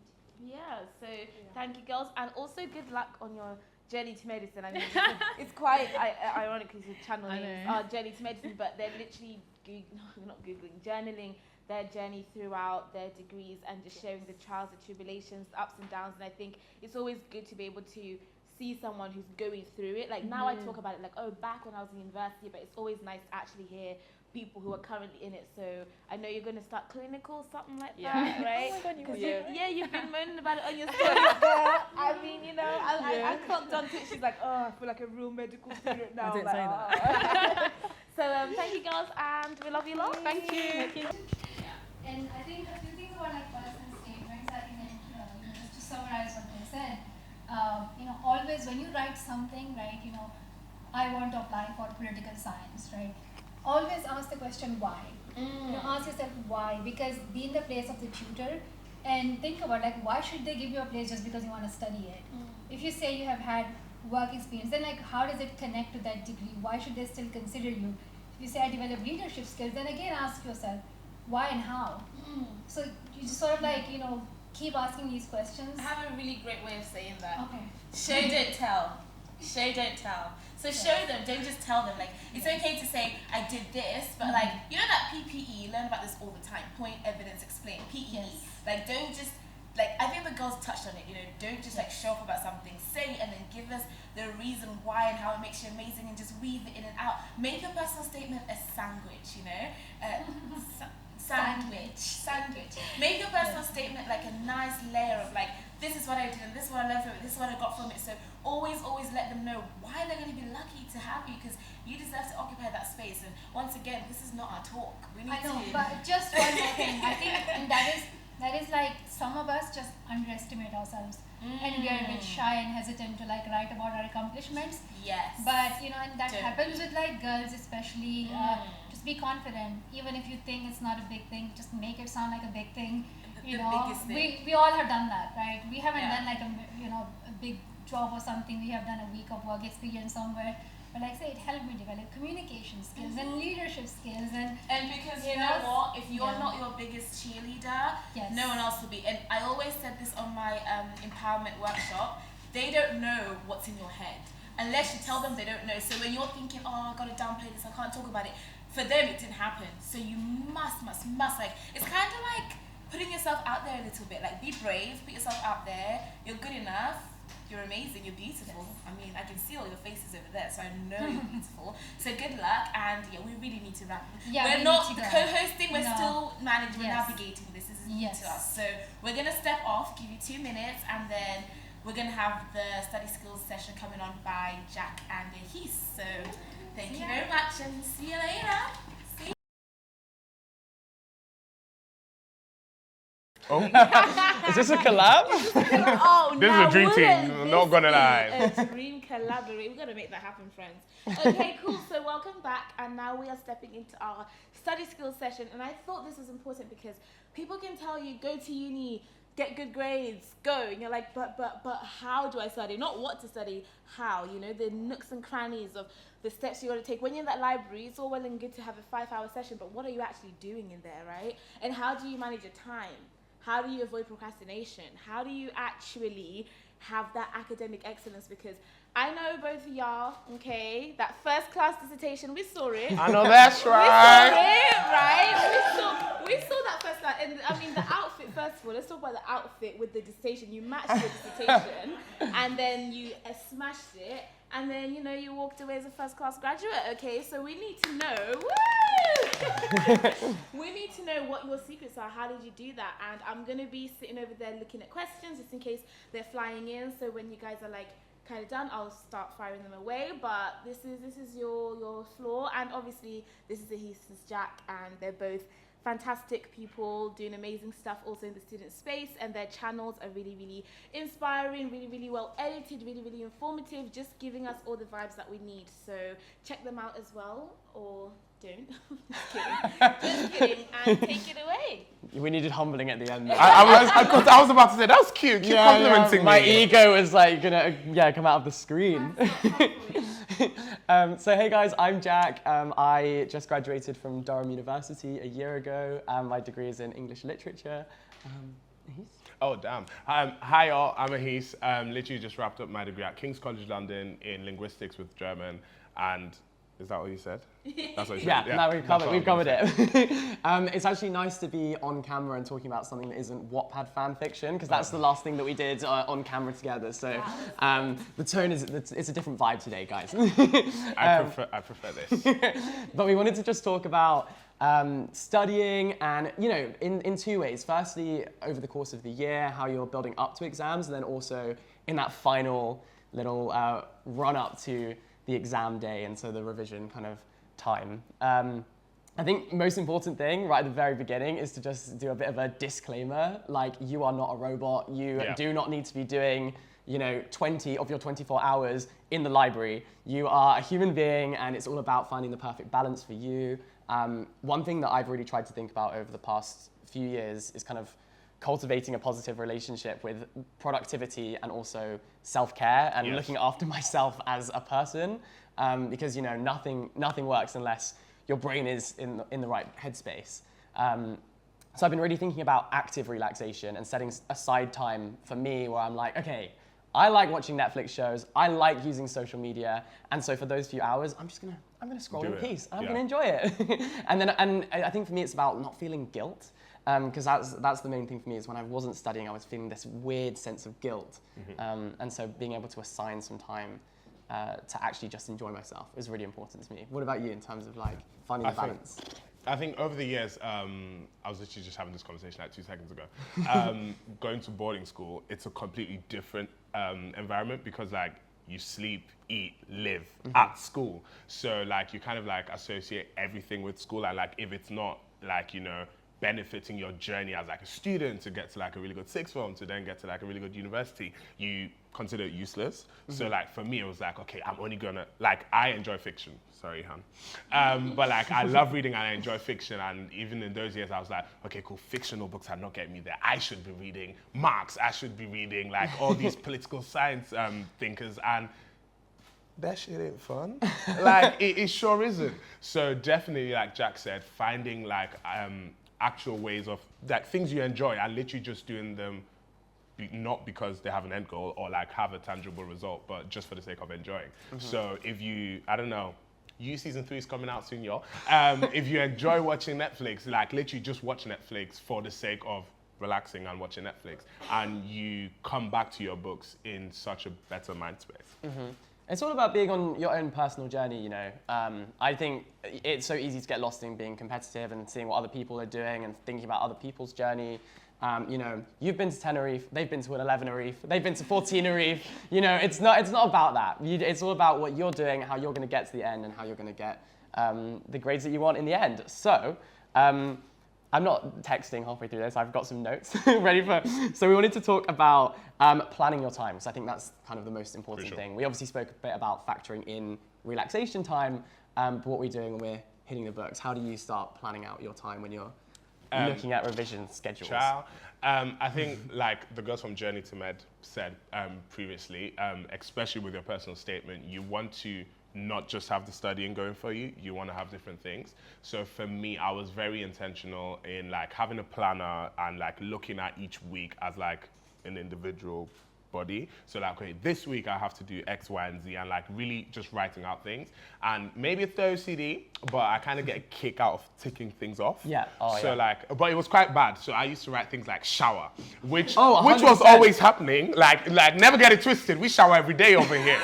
But like I would write down brush teeth, shower, breakfast, just so that by breakfast I could be like tick, tick, tick. So I wouldn't recommend that. But definitely things like, I don't know, for me it was like, okay, choir practice, practice sheet music, revise for this module. So like writing things down and like just kind of like going off, and the more ticks I saw, the more kind of like better I felt. Yeah. And celebrate the small wins. Definitely. Right? And after like, okay, I completed my whole to-do list for today, I will give myself a treat. And if the treat is binge watching a whole season of a TV show, so shall it be. But yeah, so I think that is my way. Like I like to visually see that, okay, I have done this today. And it also really helped on days that weren't good. So when it was like, okay, Tuesday, I only managed to take 2 things off. Then it's like, okay, you know what? Take Wednesday off. You like, got out of bed today. That's you got out of bed, you managed to do something. So yeah, what about you? Yeah, there's actually a book called Make Your Bed, and the kind of ethos of this book is like, if you the first thing you can tick off at the beginning of the day is just making your bed. Like you've achieved something, and then you're in the right headspace to start like ticking more things off. I think also for me, it's about breaking down big, scary, terrifying goals into smaller, kind of incremental chunks that you can slowly work your way through. So instead of being like, I need to read the textbook, I would be like, okay, today I'm going to read page 99 to page 103. I'm just going to work my way through that bit, and I can tick off each page and feel like I've achieved something. So yeah, I think it's about blocking out things like that and having long-term goals and short-term goals, and being also, very intentional with your time. On blocking out, my Sundays, black. Don't ask me to do anything. Like literally, obviously I grew up in church, so like after church, and like chill. Like literally no work, no nothing. Everything, we pick it again up on Monday, and then Monday to Friday we go again. Saturday, things are a bit more relaxed, and Sunday I absolutely do nothing. And I think that day of like, I was working towards my Sundays. So it was like, okay, you know, just push through Sunday, you get to literally just like have the whole day to yourself. And I try to be intentional with the time that I am spending working, because it's all well and good to be like, I'm going to go and sit in the library for 3 hours. But what are you doing with that time? How are Yeah. you working smart, not just hard? So I think for me, I'd be like, okay, for hour 1, I'm going to sit and make some mind maps for English. And then for hour 2, I'm going to make some flashcards for biology. So I'm kind of being really intentional with the way I'm using my time. Yeah. And also thinking about the things that I don't know. One big tip that I have is to like really test yourself. Try and explain things to people that you know. Get a rough piece of paper and just write out a topic and explain everything that you know about it. And that's where you start to identify the gaps in your knowledge. Because it's all well and good to know what you know, but it's about identifying what you don't yet know and what you need to still learn and pick up. Yeah. So that's one thing I try and do. Revision doesn't have to be neat. Study notes don't have to be neat. Get a scrap piece of paper and just like brainstorm, splurge everything that's in your head. And that's when you start making connections. Yeah, like me and a few friends were actually doing something kind of similar during sixth form. At uni, it didn't work that well because the topics are a bit complex. But at sixth form, we would basically try and like, we literally meet on like a Thursday afternoon at lunch and try and like explain like our current like unit in our A-level. So I was doing like politics and then another friend was doing like biology. So we were all doing different subjects, and the ability to like break down your subject into like its most fundamental incremental state to someone that hasn't studied it shows that you understand it. So if I can, for example, I don't know, explain sociolinguistics to Jack and he gets it, That's a miracle. clearly I understand it. I Then you deserve the A star. flex. But like clearly I understand it well enough to teach someone. So definitely just like sitting down with your friends and literally just talking. Like it doesn't have to be library and silent studies and listening to lo-fi beats. We all use the same girl that sits at the desk. But like, yeah, it can literally just be like you and friends with coffee and snacks and literally just like talking, because it's a form of active recall. There's actually, obviously we don't have a presentation, we weren't that prepared, but there's, if you Google the forgetting curve, it's a really good visual way of seeing how kind of memory works and how like active recall of things is really useful for remembering things over time, and eventually the amount that you retain is a lot more. So it's called the forgetting curve if anyone wants to search it up. Okay, my question for you is, what is your like #1 go-to quick kind of like revision tip? Like if you're trying to study something, you need to remember something right now, how are you going to do it? I'm a visual learner, so like, and I love the pretty notes. Like I'm very much like, give me colors, and if I write it out and I break it from like textbook into like my note form, from note form into flashcard, from flashcard into just like trigger words, like that's my process of remembering. Yeah. So like it's very simple, and yeah. What about you? I agree. I say condense and then condense again. So Yeah. for me, I'm like making a big research bank of everything that I have like researched and have learned, and I'm putting it all into one big kind of document, and I've got everything right there. And then I'm going through and being like, okay, what are the key widgets of information that are actually going to be useful in my arsenal of knowledge going into this exam or going into writing this essay? What are the statistics? What are the quotes that are going to be really useful for me? And those are the things that you want to then condense down into flashcards, into trigger words, like you said, and start thinking of little ways to memorize them. There's also like ways that you can try to trigger a mental like response to something. For example, like if you're doing chemistry and you're trying to think of how atoms bond. Guys, English degree here. Like I don't know why I went down this path, but we're walking down now. Is this where I leave? Yeah. So let's just bear with me here. But like using your you've got your hands with you in the exam. So can you do like a kind of motion with your hand that helps you to remember that thing of how they bond? Do you know what I mean? It's that kind of thing of knowing what you're going to have with you when you're sitting there in that exam hall. And if something is really not sticking, make it weird. I remember I could not remember this one quote that I needed for my English exam. So I wrote it down on a flashcard and then slept with it under my pillow.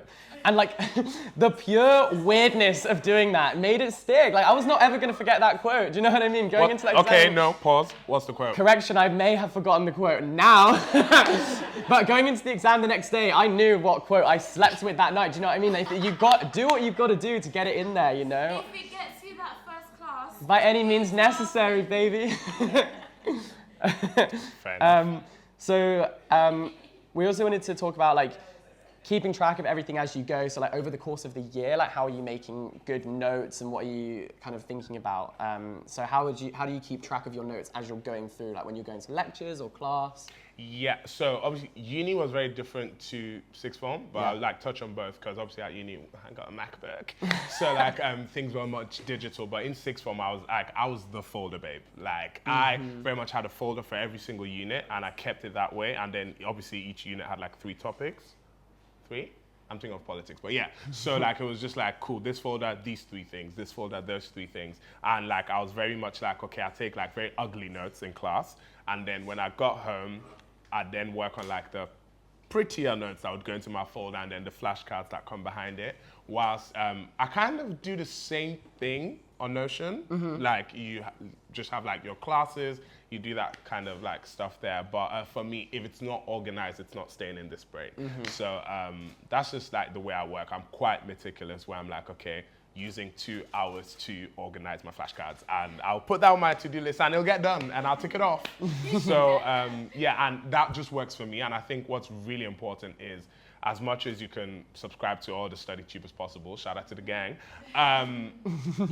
you're your own person, and you unfortunately have to find like your own style, because what works for me and what works for Jack and what works for V might not work for Tim. I don't know who Tim is, but yeah, and it's like just really important to like be open to try things, because like one thing like my dad always like likes to shout around the house is that the biggest failure is the consistent fear of failure. So like if you're always like trying to like, okay, V did and it worked for V, and because you don't want to try something else because it might not work for you, you want to now try something that's not working for you, you're just going to end up in this cycle of like no progress. So just like try different things. If it doesn't work, cool, it doesn't work. How can I adjust it to make it work for me? So if, I don't know, if you're not like, I don't know, if you don't care about aesthetics, like fancy notes ain't gonna do anything for you.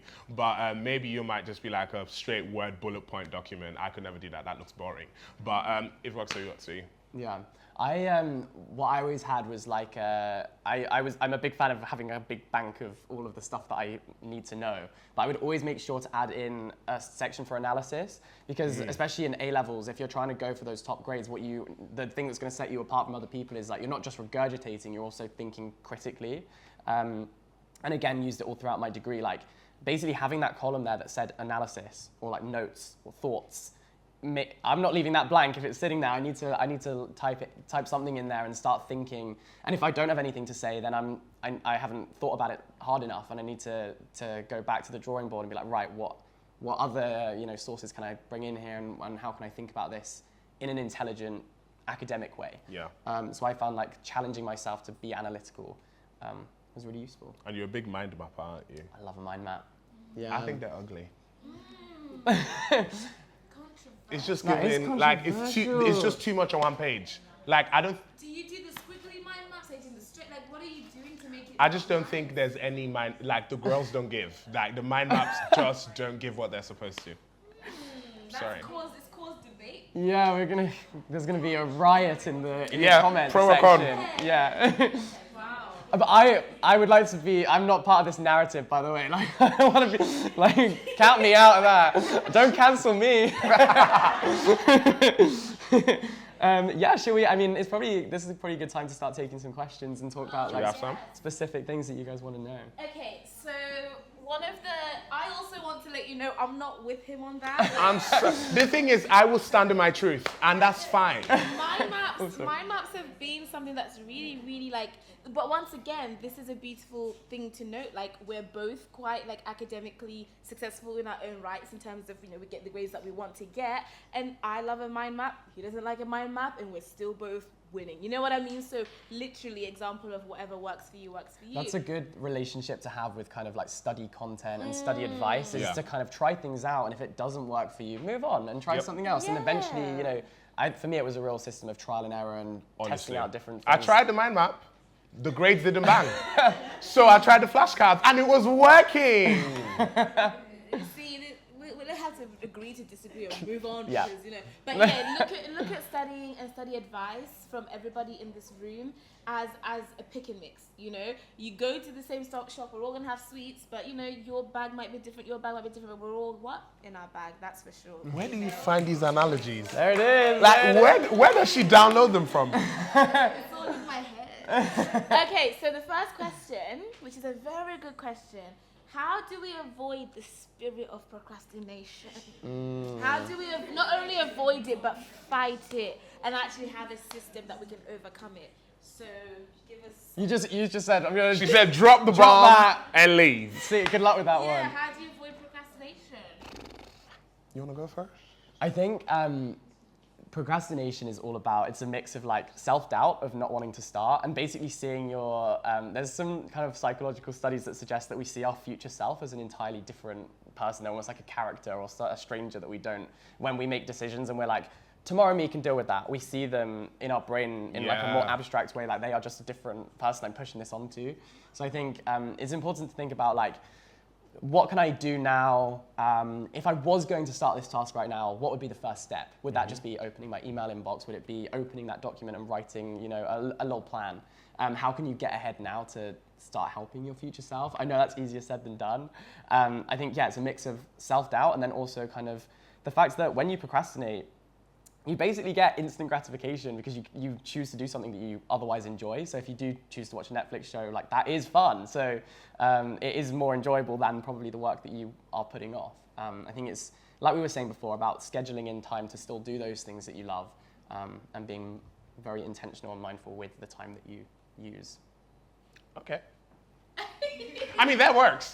I think But he wasn't going to say anything. I was like, pop out. I mean, if the advice was good, what else do I have to say? No, but I think for me, I can only talk about, obviously, my personal experience. I was very much I would say a strategic procrastinator. So like the two things I was like very, like it's the only reason I got through my A-levels, no cap. I would either like start a show, like give myself, okay, cool, you have this to do, but give yourself 2 episodes. And then because I know like, oh my God, I need to get back to this, I power through my work. Or like I find like a really nice recipe of like food I want to make and like I'll have the recipe down, I'll buy the ingredients and be like, okay, cool, you know, revise these 4 topics and then you can make the meal. And I'm so excited to do that I literally do the work and I don't rush it as well because obviously I like want to do what I'm doing well. So like those were just things that motivate me, like I guess setting myself like a little treat at the end of like the struggle to just like reward myself. So like that helped me, but also just sometimes knowing that it's very easy to like just say it's procrastination, but sometimes your brain and your body just can't, and you can't push yourself past your limits. So there were days where I'm like, oh my God, I'm procrastinating, and I was like, no, like you're a little funky. Like the weather's not nice, it's affecting your mood. Give yourself the day off. So it's just knowing yourself again and striking that balance to like understand that can I push myself here and where can't I push myself. And another question is like, when you're just feeling that lack of motivation, like, you know those moments when you wake up and you actually just don't want to do the day. Oh yeah. The day is just not something you want to do and everything's bothering you. The rain is horrible outside, you're cold, you've dropped your coffee, everything's going wrong, and now you know there is something for you to do. You have a list of studying, and it's not quite the same as procrastination. It's more like feeling down and how do you get yourself out of that funk when you're feeling a bit bogged down? Simple. Get yourself friends that will whoop your ass into shape. The end. Literally, that if it's studying, like if it's work, if it's like YouTube stuff, I know who to call. Like if I feel like I don't want to upload anything on that channel, this is my call right here, and I get my ear talked off, and I'm like, okay, you know what? Cool. And even if it's just like do this little task that contributes to the whole list of things you have to do, because those days happen, especially when you live in a rainy city like Manchester and the weather affects your mood quite easily. You can't use that excuse every single day. So have friends that will keep you accountable and like just tell you what you actually need to hear in that moment. Okay, now this is He ain't gonna say anything? I think you covered all bases. Okay. okay, so this is a genuine question, like Notion. every single study YouTuber all claim to use Notion. The people in the streets want to know, do you actually use Notion? How do you Guys, learn? right now, Notion are not paying us. I I use Notion. Yeah, I use Notion. I was going to say, I've never been paid. Oh yeah, Notion have never by paid me Notion. either. So, To clarify. if I'm saying I use Notion, I use Notion. Do you guys all Yeah. use Notion? Yeah. Yeah. Okay. Yeah. Right. So explain to us why you like Okay, Notion. well, so what I use Notion for is basically the way that I like to manage to-do lists is to have a hierarchy of priorities because like you can have a to-do list and there's a bunch of things on there, but I like to separate by things that are urgent, things that I need to do soon, and then things that I'll do when I have time. some time. And I find that a really useful way to structure my to-do list. And so on Notion, you can drag and drop things, so you can move them up and down. Sorry, yeah, like We're fans. that was Yeah. the selling point of Notion Yeah. for me. Like I said, I'm very big on like things being organized. So the fact that I could be like, this is important, and I could literally physically drag Yeah. it into done. There was this little euphoric feeling anytime a task was completed. So like when I say, oh, I use Notion, I genuinely do. They ain't pay me. If you don't want to pay me though, let me know, and we can sort that out. But yeah, like I think Notion to me, the best productivity app I've used, just because like it helped me get a lot of things done. But equally, like you can still do these things like the to-do lists and stuff just on a piece of paper if that's how your Yeah. brain works. If you find it useful to actually physically write something down, do it on a piece of paper, you could color code it. Yeah. Okay, this is a good question about just general like health-wise of studying. You know, like you're always on your laptop, especially now in the age of Zoom and you know the Zoom fatigue with the pandemic and stuff. How do you just kind of like balance that out, especially eyesight, headaches? I know you're not like doctors or anything like that, but I'd love any insight. It's some medical Any advice. insight that you might have on that. So just how to eyes and laptops and time management on too much screen time. I'm a big advocate for reading. I think like some time, it's actually, I think a lot of people assumed that the publishing industry and the book industry would struggle during the pandemic, but actually it's soaring, and it's because so many people are really valuing time away from a screen where you can just be with some, a page and that kind of thing. So I'm a big advocate for picking up a novel or a non-fiction book. I think the classic advice is obviously get some exercise in. I was going to get say, away pick from up a the dumbbell. That's what I do. Like, definitely over like the lockdown period, I was very much like working out much more because I just wanted to be away from my screen. Because obviously, one, as students, but then two, the nature of our job, everything is behind that same computer. So I was like going on runs, and I started running like my friends were like, oh, what are you running from? And I was like, listen, the screen, because it was just like a bit too much for me. And then I also got, I don't know if it works, but I got blue light lenses because apparently that's meant to help as well. So you can see the little blue reflection maybe. Yeah. So yeah, for me it was like exercise, definitely, because I just wanted to leave my room and just like, I don't know, I didn't have the gym, so I had the streets and I was running on the streets. You can get like your laptop and computer to do like warmer light in the evenings as well, can't you? So like give your eyes a bit of a break. And prevents headaches. I think it's really useful to, the last thing you do before bed is like not on a screen. Yes, Yeah, definitely. Oh, that's rule number one. Like, you must not. The last thing you do, your phone has to be away. I always read myself, go to sleep up with a book. You know what I mean? And in the morning, I try to not make it the first thing that you see, even though your alarms are on there. But just try to. You know what you can do? There's an app called Alarmy where your alarm will only turn off if you scan a barcode, and I find that so good for like getting yourself out of bed because you have to like physically get up, like scan. That's a little too much. But my tip is set it to the barcode of a book you're reading, so that then you literally have to go and scan the book, and then you're like, well, it's in my hand now. I might as well read. Like, get 10 pages in, read 2 pages. I might download. That is really smart. Okay. Alarmy. Alarmy. Okay, so the last question that we're going to wrap up with for you guys, because unfortunately your time is coming to an end. We're great now. But the last question is, if you could go back in time to beginning of university journeys, what is the one piece of advice you would tell baby Jack and baby Ahis? Just like, oh, I wish I could have known this, because people always love that, like what we're looking at, 3 years, 4 years. I don't want to say y'all ages on it, but It's okay, we're not hiding anything. okay, so go back to the first day of university, freshers week. What would you tell yourself?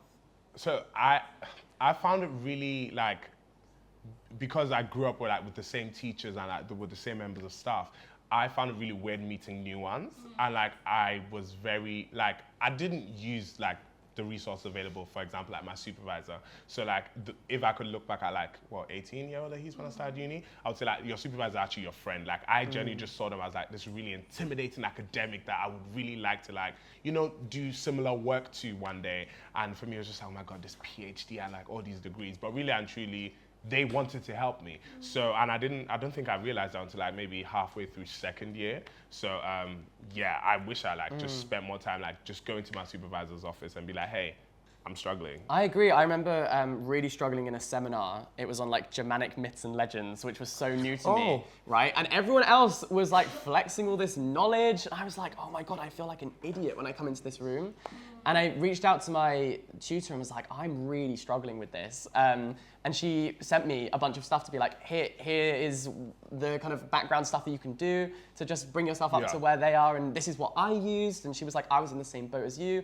Now I'm teaching it, So, and yeah, they completely get it. They're buzzing. They want to help you. If you ask a question, they want to help you so much. And yeah, you're never a burden on the staff that you are paying, basically, for your education at university. So, yeah, they'll definitely help you out. I wish I had just made better notes going through and thinking about the exam, rather than just taking each day as it comes, like understanding that it's all part of a process of preparing yourself for that final exam or for the essay.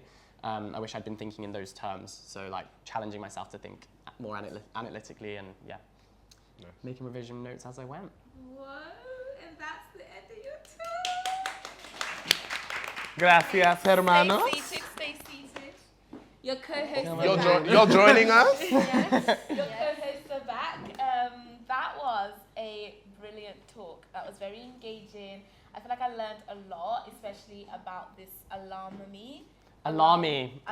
a Y at the end. I feel like You're welcome. I think what you guys were saying there is just, instead of just trying to like create these habits without any direction, create good systems and put them in place so that when you feel like you are going to slip up, like you might want to stay in bed for a little longer, until you get up and scan that milk in the fridge, alarm's not going to stop, so you're then awake. So I feel like that's what I really took away from that, is just planning and having a good strategy. That is the best. What's that saying?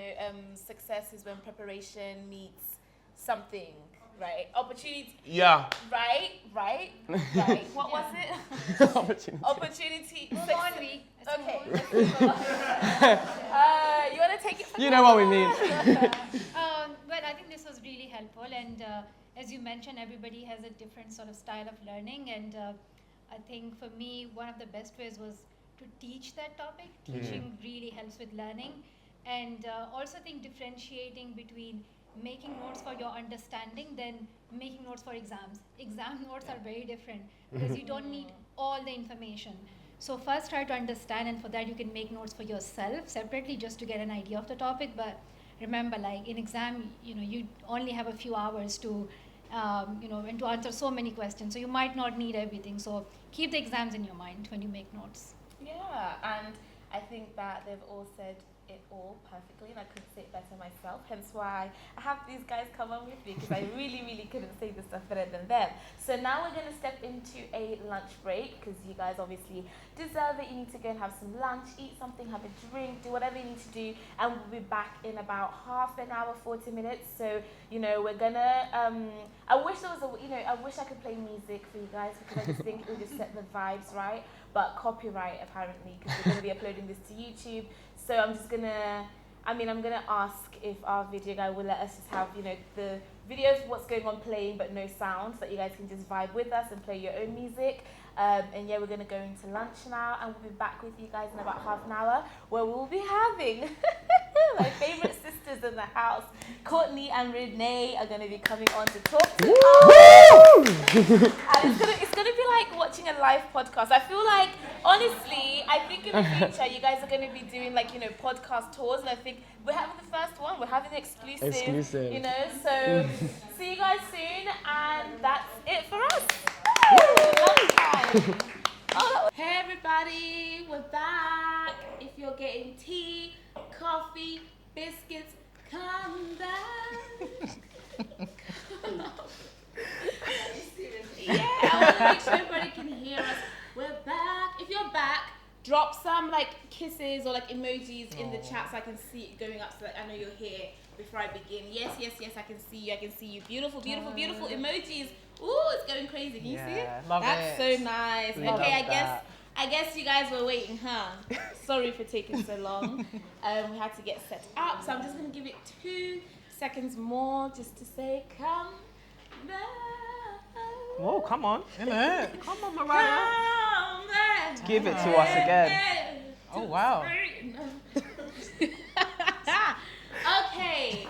Hi everybody and welcome back to Empowered by Vee 2021. I can't believe we're already halfway through the event. This is very sad because it means another year is going to have to go by until we do this again. But I'm so honoured to introduce my absolute favourite people. Like, I am such a fan, like genuinely a fan of these 2 women, and I think I've spoken about it endlessly online. I just posted a screenshot of when me and Courtney met 3 years ago, saying that, you know, she encouraged me to begin YouTube without even knowing me. I was a complete stranger to her.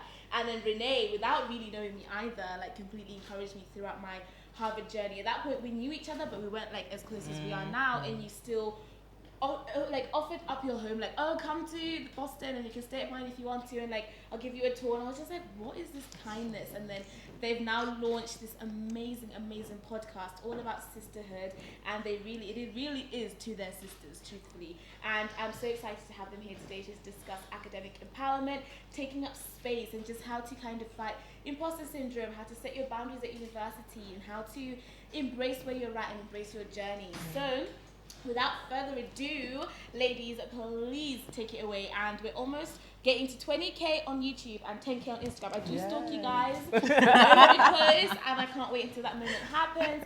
So here you go, take it away. I'm so excited. Awesome. Well, first of all, a major thank you to Vee for inviting us. As she said, like, we've known each other over the past few years, and it's just been beautiful to see not just her, but also Empowered by Vee grow into the beautiful community that it is today. So kudos to all of you guys for making it exactly what it is today, and big kudos to Vee. She's literally like my little sister, and I love her very much. But today, Miss Courtney, you want to take it away? Okay. Should we do true to my sister's fashion? I think so. Go for it. Well, hello and welcome to EBV. I'm Courtney. And I'm Renee, and today we are going to be hosting the Empowered by Vee segment on imposter syndrome and academic empowerment. Indeed. Let's get into it. Let's go. So, before we go into, you know, dealing with imposter syndrome and all of that good stuff, we thought it would actually be good to take you guys through our own journey so that you can kind of get some grounding and understand why we might be, you know, a little bit well versed when it comes to imposter syndrome. So if you want to change the slide for us, Miss Vee. Yes.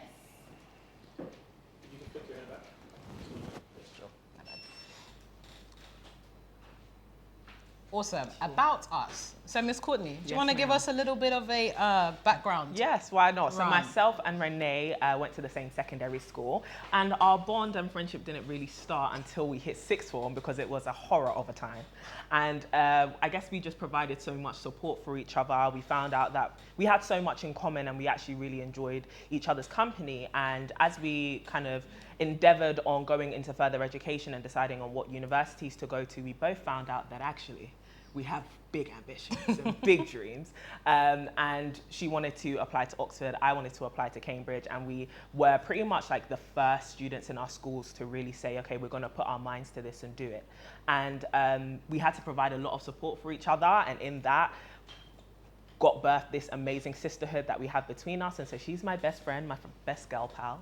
And we have since obviously finished our degrees in 2018. I studied human, social and political science at Cambridge, and she studied history at Oxford.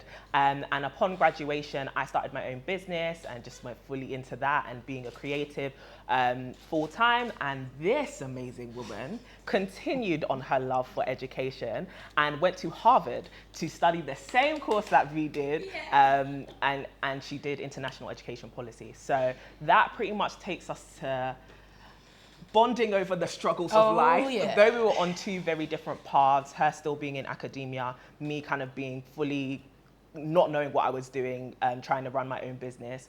And that just strengthened our friendship even more. And then we decided, actually, we want to share this with the world, and we want everyone to experience this for themselves. So we started To My Sisterhood in 2020. a terror of a year, and yet something so beautiful came from it. And so, yeah, we decided to start sharing our thoughts and our conversations about just growing and glowing. And now we have To My Sisters, which is growing so quickly. It is currently taking the form of a podcast, but there's many things to come. And it's all about the wellness, growth, and development of a global sisterhood worldwide. And today we're going to be talking about something which is very dear to our hearts, because a lot of our sisters, our online sisters, go through it, but a lot of students and young people go through it, as well as we went through it, which is dealing with imposter syndrome and really confronting this concept of taking up space. And so, without further ado, Miss Renee. Yes, ma'am. All right, moving to the next slide, Misty. Thank you. So, dealing with imposter syndrome. Yeah. I think it would be pertinent to actually define what we think imposter syndrome is, what it can actually manifest like, as well as how it has impacted our own journeys. So to me, imposter syndrome is this feeling of discomfort or feeling that you are lesser than or inferior, or for some, random reasons, well, not random, but I guess there's a plethora of reasons which we'll go into, of not deserving or not feeling like you're going to be accepted into a space. Yeah. Some of the more common reasons why people deal with imposter syndromes is because of their social background, their social class, their gender. So we're really talking about markers of difference that can sometimes isolate you or make you feel othered in a space where you may not have representation, or you may not have a lot of people entering those spaces. For someone like myself and Courtney, when we were applying to university, we were very much doing it in the dark, as it were. At that time, many, many years ago, I troll, but many, many years ago, when we didn't have lovely faces like Vee and Ahis and Jack and all of these really cool people doing what they're doing on YouTube right now, we literally didn't have anyone to really reference. There was like the random person like 10 years ago that went to Cambridge, and it's just like, irrelevant. So that really contributed to a sense of otherness and a sense of discomfort. And I'm sure many of you guys can really relate to that in your own spaces, whether it be in university, whether it be in work experience, whether it even be in your friendship groups. And imposter syndrome can be really, really destructive because it really, really limits your capacity to grow into the fullness of yourself. You feel really uncomfortable, you feel judged, you feel as though you don't deserve to take up space in these places. And it's such a shame, because when you think about, the grander scheme of things, imposter syndrome doesn't just affect you, but it also affects everyone else around you. Because this isn't just about, your light or your gift or all of that good stuff, but it's also about how you can impact these spaces and what people have to gain from you bringing value to these spaces. So for me, when we were applying to Oxbridge, we had all of these fears in our minds. We were thinking, how the heck are we gonna navigate our way through these spaces? We literally thought that we were going to be the only Black women. And in many spaces we were, right? In many of our classes, we were, the only Black people there, or the only Black woman present in a lot of our tutorials and supervisions and all of that good stuff. And for at least my first year in university, I definitely played small. I definitely was a little bit nervous. I definitely was that person that didn't want to take up too much space, because I was already aware of the fact that my markers of difference would speak for me every time I entered into the room. So why would I now have to, basically speak up? But many of us don't realize the power of agency and the power of actually actively deciding how we choose to occupy space. Rather than allowing, society to dictate the way that you occupy a space, there's actually so much value in you actually, taking the reins and saying, I can bring value like this. Let me actually make use of that agency. So that was kind of like me in my first year of university. And it was only until, I would say for me, my second year of university at Oxford, that things really started to kind of like kick into gear. And I actually actively started pursuing things that made me really uncomfortable. So one of my top tips for any of you guys that are dealing with imposter syndrome or feeling like you're actually undeserving of the things that you're trying to go for is go for them anyway. Do the uncomfortable thing of actively going for something that makes you feel scared, because oftentimes it really, really pays off, and it also makes you comfortable with risk. In life in general, not just in university, but also outside when you leave university, whenever you decide to leave education, you're always going to have to confront the element of risk. Why not start now?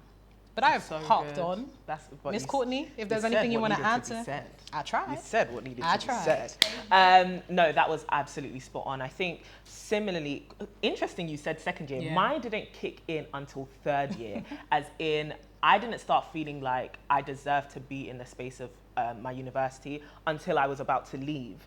And I remember thinking to myself, what a waste. What a waste of opportunity, what a waste of experience in terms of there's so much more I could have done. There's so much more of myself that I could have shown and explored. And I think that's one of the key elements of imposter syndrome. You really stop yourself from flourishing because you're in a space and instead of realizing that you're already there, you're questioning how you got there. But really, it's you're there. Don't worry about the past. Don't worry about the journey to there, and questioning your deservedness of being in that space. Actually, it's because of your efforts. It's because you've continued on the journey of pursuing academics, applying yourself to it, being excellent at it in whatever regard that is, and deciding to commit yourself to this. And now you're here. You're in this space.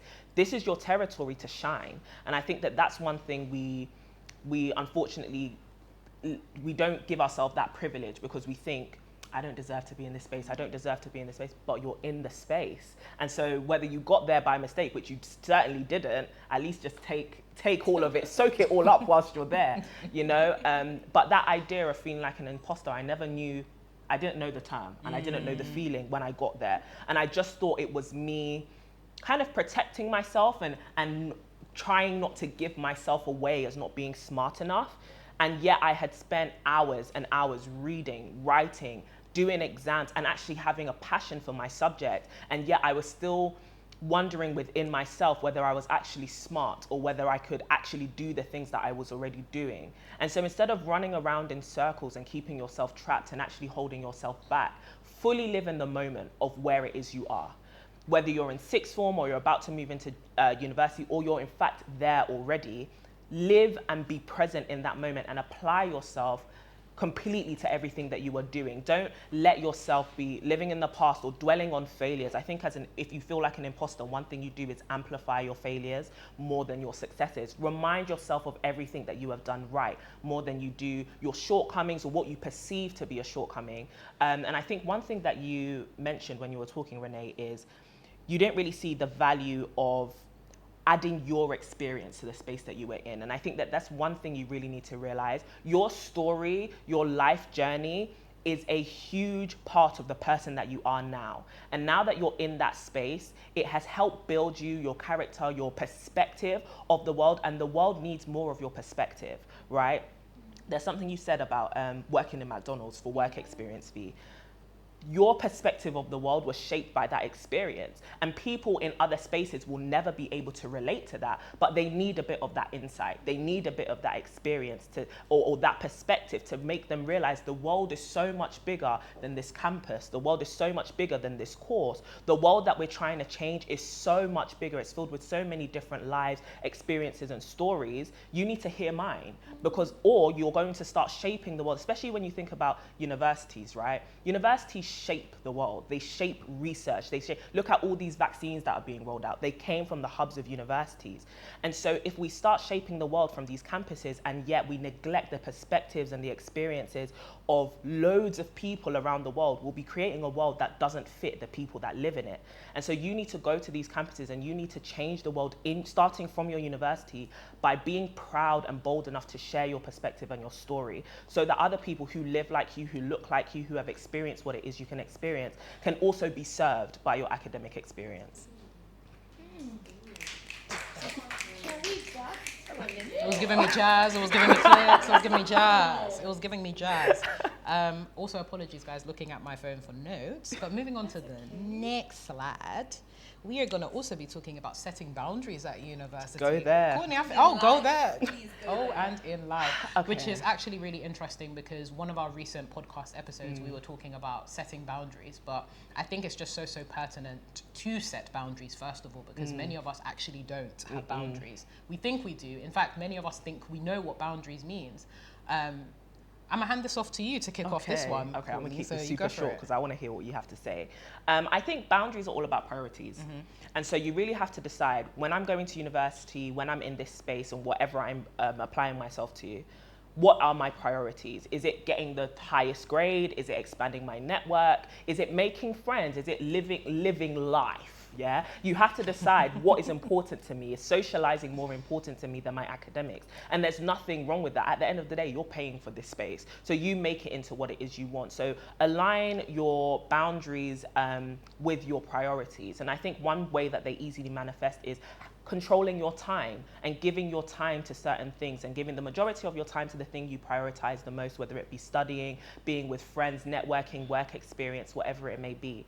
And so as you create a timetable, I would highly recommend creating a timetable, but as you create a timetable to really enforce those boundaries, just think and have in mind, what are my priorities? How do I want to spend the next 3, 5, 6 years of studying? What do I want to have gained from this experience? And align your timetables, your boundaries, and I guess the things you even tell your social group with those priorities.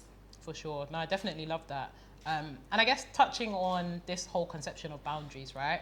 For me, I see it as two things. So there's the internal boundaries. What boundaries do I set with myself? And then there's the external, what boundaries do I set with other people as a result of those internal boundaries that I have?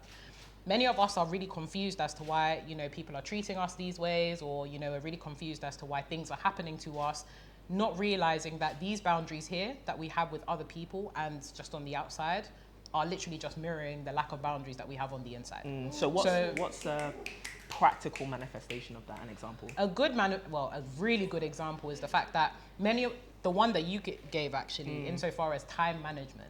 Some of you guys do not respect your own time. So that's why many people don't respect you and your time. I do.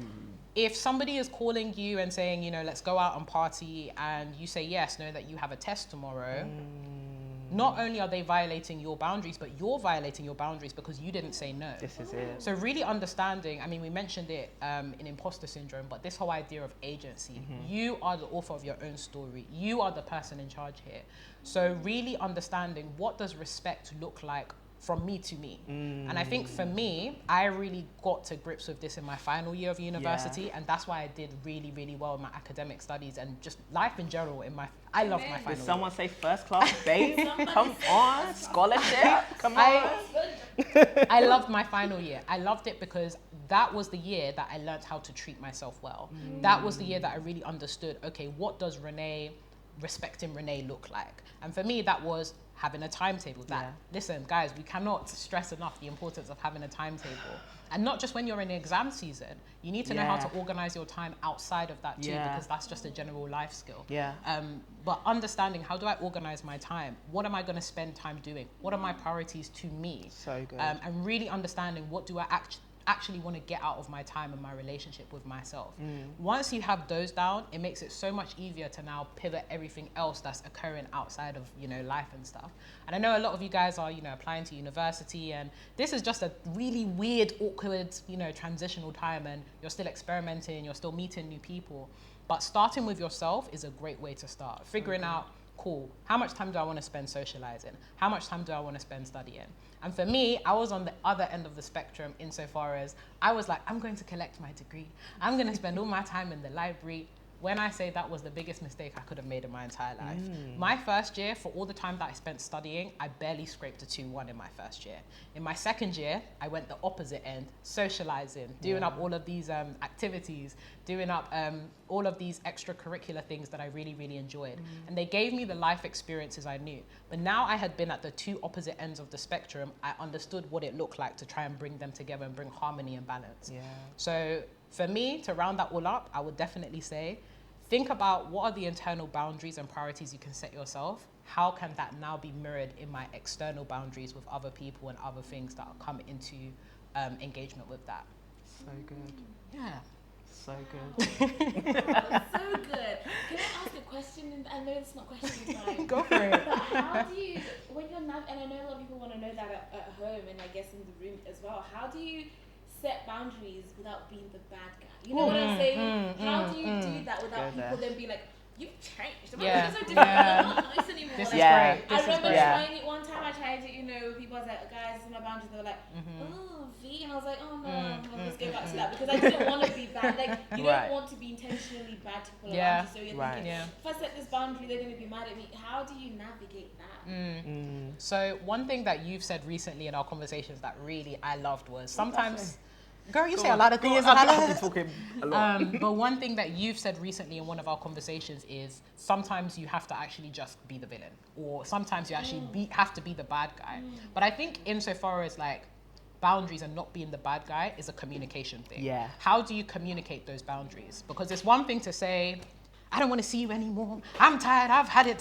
All of that kind of Yeah. stuff. But it's another thing to say, listen, I love and respect you as my friend or whoever it is. I'm now implementing these new boundaries because I've been going on a self-discovery journey This is and it. I really value my time and I want to spend more time developing this area of myself. Yeah. I'd love your support in this area. This is it. Do you get? This So I is think it. it's really developing communication skills and really knowing the people that you engage with and taking the time to really figure out how do I articulate myself well in a way that it doesn't come across as this is a you problem and more so this is a I'm asking you for your support in my self-development. This is it. This So is that's it. what I would say. Yeah. That's spot on. Spot on. No, that's spot on because I think your boundaries matter to you because you know your goals. If you don't communicate your goals and inform people that actually I need your support in reaching these goals, they make it seems as though you're trying to go somewhere without me. You're making it seem as though you don't need me and you don't want me to come with you to this new person you're evolving into. So if you communicate, these are my goals and I actually actively need your support and this is what support looks like, my boundaries. Yeah. Wow, That's good. I wow. like that. I like Everyone in the comments, all I'm like reading that. is, preach. She's preaching, you're blessing my ears, you're sorting out my life, my ears have been How blessed. to embrace your talents. That's just the comment section, What's the last by the way. How to embrace your talents and deal How with to academic. embrace your, so yeah, that notion of just, I got an A star, but oh, of course it was because there's a fluke. You're sick, you're talented. First of all, to get an A star, you need to sit in that like Yeah. gem. It's Yeah. not easy to. It's not easy to do really outstanding and excellent things. And just because we see a lot of like narratives online of like excellence and stuff like that, don't feel ashamed of celebrating yourself. That's something that that Vee, you do excellently. Oh, wow. You're always celebrating milestones Yeah. and I really, really admire that because Yeah. I think it's important to celebrate yourself. Yeah. It's so easy to pull up your failures and say, this is where I This is failed or it. this is where I need to clean up. But we don't spend enough time in the place of actually, I've Yeah. done really well and I'm Yeah. going to sit in my like praises for a minute. 100%. But yeah, No, 100%. I think you need to, the same way you can sometimes make a monument out of your failures, you can really recall the times where you failed, right? Because you attach so much emotion and so much significance to those moments. You also need to go just as hard in attaching significance to the successes that you have in your life. And sometimes we can let the successes pass us by, especially if you're very high functioning, which a lot of like students that are very academic are. You just want to go on to the next thing. No, pause. Sit in your success. Or there's something you said on the podcast recently, or sit in your failures. Allow yourself to have that moment to really process what you're going through, process your emotions. You're not a robot. You don't just have to keep going on to the next thing. You can take a break to realize, okay, where am I right now? What do I need to give myself right now? What do I need from people right now? Because these are the emotions and the feelings that I'm processing. I burnt out severely when I was in sixth form because I was going every week, doing this, doing that, and not taking time to process that I'm tired. I'm burnt out. I'm actually not functioning. I may be functioning a lot, but I'm not functioning well. And I think you need to invest in functioning well in order to hit those A stars or hit whatever grade you're aspiring towards. I love that. Yeah. And I guess another question I'd have, I'm just speaking for everybody now. Go ahead. This is just Vee. It's not going to be. How do you cope with, wanting to celebrate? Maybe it's in you want to celebrate yourself. You're like, oh, I just hit, 10K on YouTube right now and I really want to celebrate. But you're worried about the people around you. Like, what if the people around you aren't able to maybe, hold you in that space, or they don't really embrace what you're doing? I'm not speaking for personal because my family, like, they go hard all the time. No, But I'm just talking about people out there, like, what if you're downplaying yourself because you don't feel like, oh, can I really talk about this? Can I, Yeah, I think when you express that this is what you'd like to do and you see the reaction towards it, sometimes you just have to decide, I need new friends. I switched friendship group completely in sixth form and I became friends with Renee and a group of sisters that we currently have now. We are all still friends 8 years later. Sometimes you actually need to get into good space because the people you have around you really do impact the person that you become. And taking and making that bold step to become friendly again, to make new relationships and new friendships that not only benefit you, but a place where you can actually serve and learn, is really important. Allow yourself to do that. And it may feel like, I don't want to be lonely. I don't want to. First of all, you need to deal with that. You need to deal with your fear of being alone, your fear of only having one friend. One good friend is better than 10 mediocre bad friends. So you really need to invest your time in finding a solid friendship that you can really rely on. So don't be scared to be like, okay, maybe the season of this friendship has ended and now I need to transition into something else. That is what it is. And also, don't be afraid to articulate like changes in the things that you need from your friends, because sometimes we act like our friends don't know because we haven't made it known that we need them to celebrate us. Assumptions. Never assume with your friends unless, in fact, no, never assume with your friends. Never assume with your friends, and always articulate when you actually need something from the person. Like, there have been times where I've communicated to Courtney, like, Courtney, I need your support, man. And she's like, I'm here, you're a rider, you're here.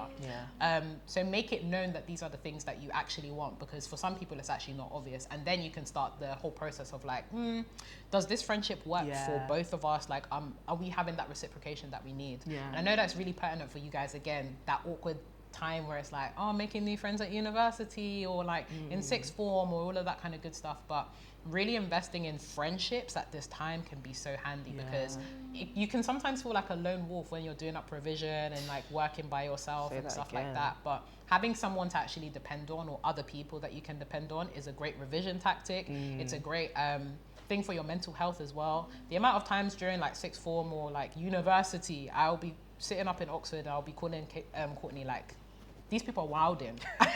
You need to give me some advice or like something, and vice versa. It's so important to have people that are willing to invest in you and you willing to invest in them, especially during these like changing times. That actually leads me to one last thing actually. It could be that those people, it's not that they don't want to celebrate you, maybe they don't know how to celebrate. And I say that in the sense that maybe celebrate them and show them the love that you desire to feel, right? Because some people just don't know. For example, I never celebrated my birthday. Growing up, it wasn't like a big thing. It wasn't a big deal. All my friends, it's my birthday, I'm like, what the heck? Like, what's going on? And I didn't understand it until they then celebrated me and were like, we're gonna make a big deal out of your birthday just so you feel what that's like and why it's important to us. And so we can also show you how to love us, right? And I think that that's one big thing. It could be that they don't really see their grades as a big deal. They don't see resting as a big deal for them. But if you emphasize them, actually, you need this. I want to do this for you so you feel that love, you feel that relationship and that connection. I'm going to invest in you so that I can reap the reward of you then pouring back into me. Yeah. No, I love that. And moving on very quickly onto academic failure. Okay.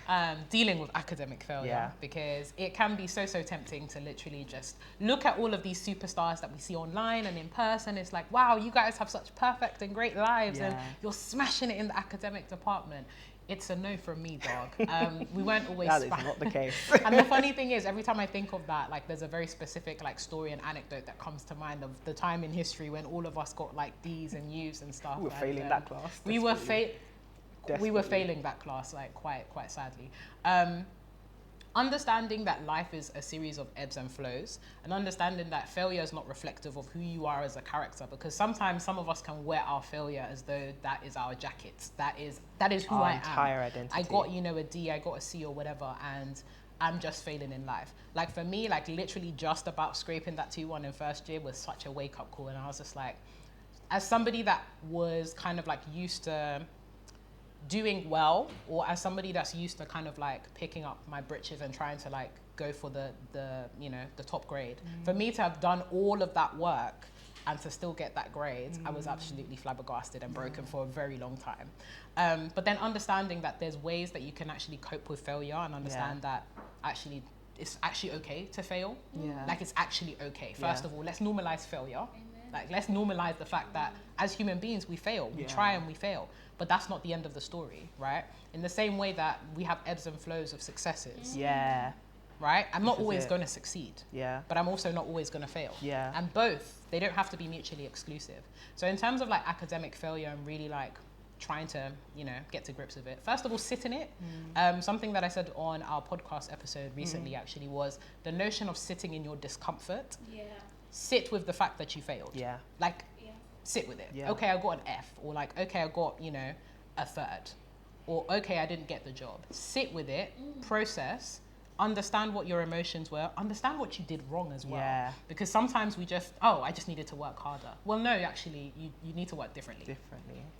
Not So just smarter, good. you actually need to do something different. What you were doing before didn't work. Yeah. So you need to do something different. Yeah. So really sitting with the discomfort of knowing that you failed, Yeah. and also processing the emotions that come as a part of that Yeah. is a really big part of like dealing So with good, failure. So good. I think you've hit everything on the head. I think it can be said in the way of like, just because you failed doesn't make you a failure, right? And if you want to keep that Did someone say rhetoric, Kativhu? LOL. If you're I gonna see it on the Instagram now, if you see it. if you're gonna keep that rhetoric that, oh, I failed, therefore I'm a failure, I need you to keep that same energy when you succeed. Because very few of us then have the effrontery and the audacity to say, I succeeded at this, I am a success.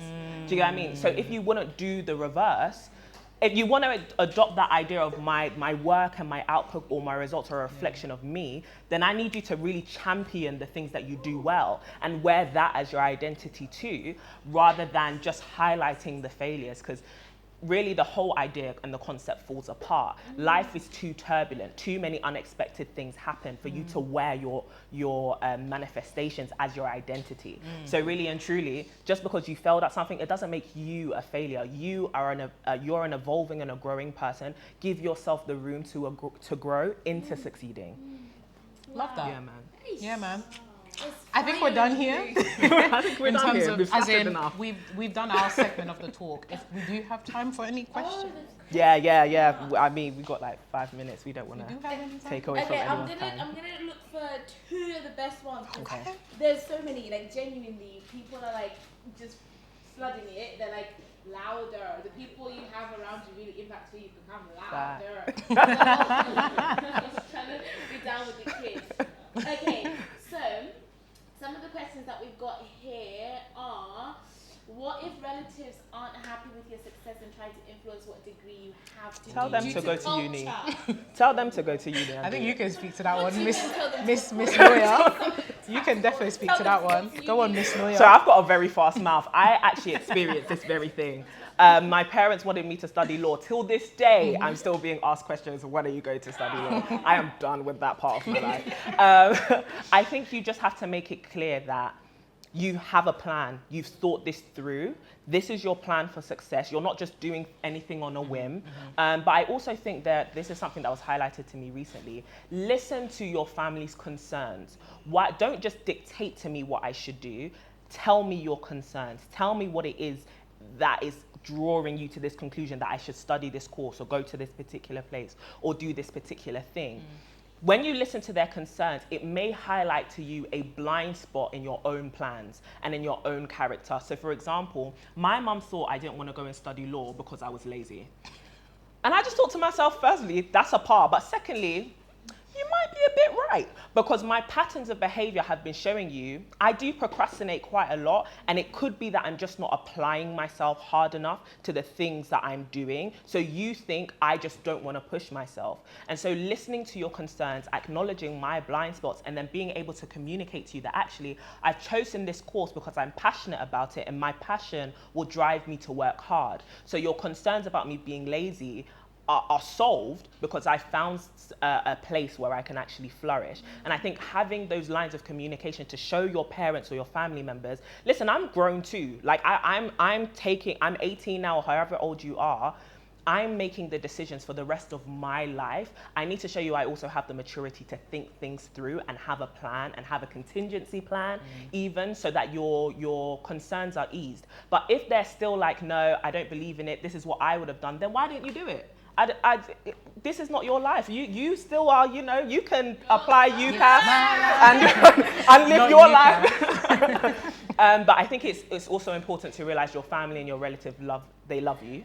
And the reason why they're doing this is maybe out of wanting the best for you. So I think take time to see the best in what people are saying. It may not come out the way you want it to, but I think assume the best in people, and then communicate. Just talk them through what you're doing, and if they still are disapproving, just tell them, you know, I still hope to make you proud. This is what I'm doing. Wow. Oh, man. Wow. That was good. I guess the last question that I have, which plays on really, really nicely to that, before we have to sadly let you go. People were asking, like, when are you going to start doing touring, TMS touring? Because I mean, we need this, right? Manchester, Liverpool, Dubai, Japan, Amen. Tokyo. Right. So Damn. the last question is, We should go to Tokyo.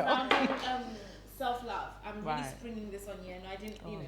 So self-love, like, how do you stop seeing yourself in a negative light? How do you stop seeing yourself as this person who's just not deserving, this person who just, everything that goes on, it's just negative. How do you stop that? How do you practice self-love? Really practice it. Not just the, oh, come on, look in the mirror, love yourself. Really, really genuine, you know. How do you navigate that space? Boy, I will try to keep that concise I because know, that is a I know whole. that is your That is Yeah. a whole. I think the first of all is we need to deal with roots. Why do you feel this way about yourself?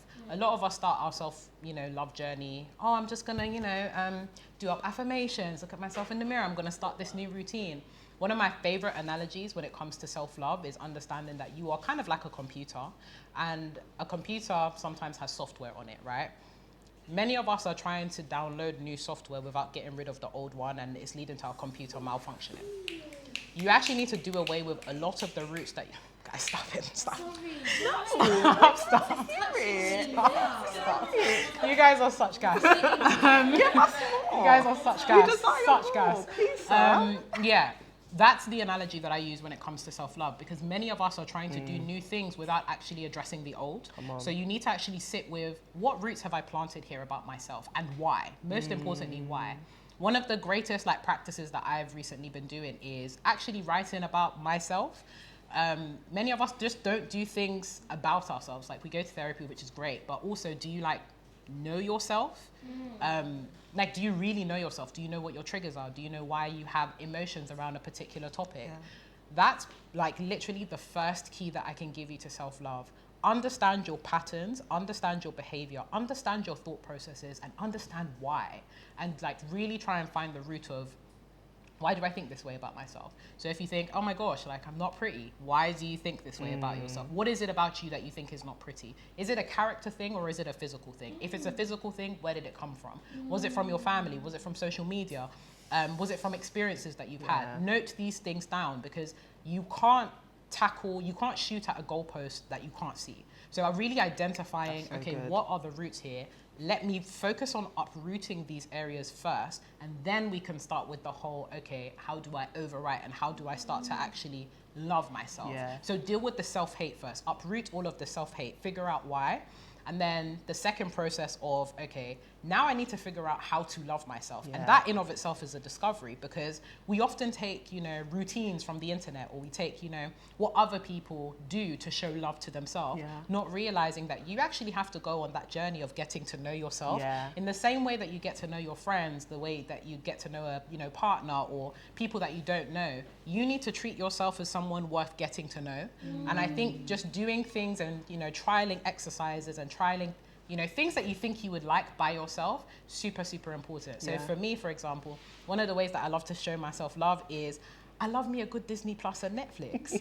Money Heist is out right now. I don't know if you guys have caught it right now. I'm just, I'm out of here.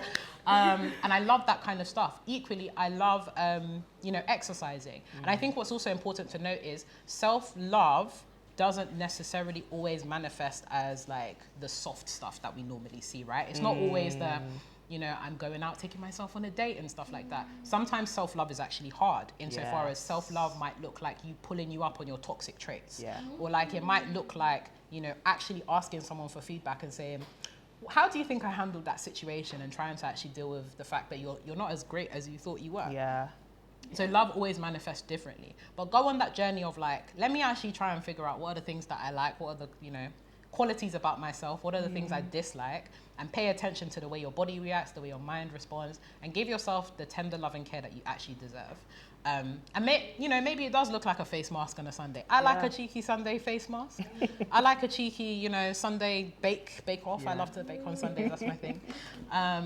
But yeah, those are the kind of like two ways or the two parts that I see to self-love. Uprooting the self-hate, understanding why, really doing the deep work of uprooting and then replanting. So good.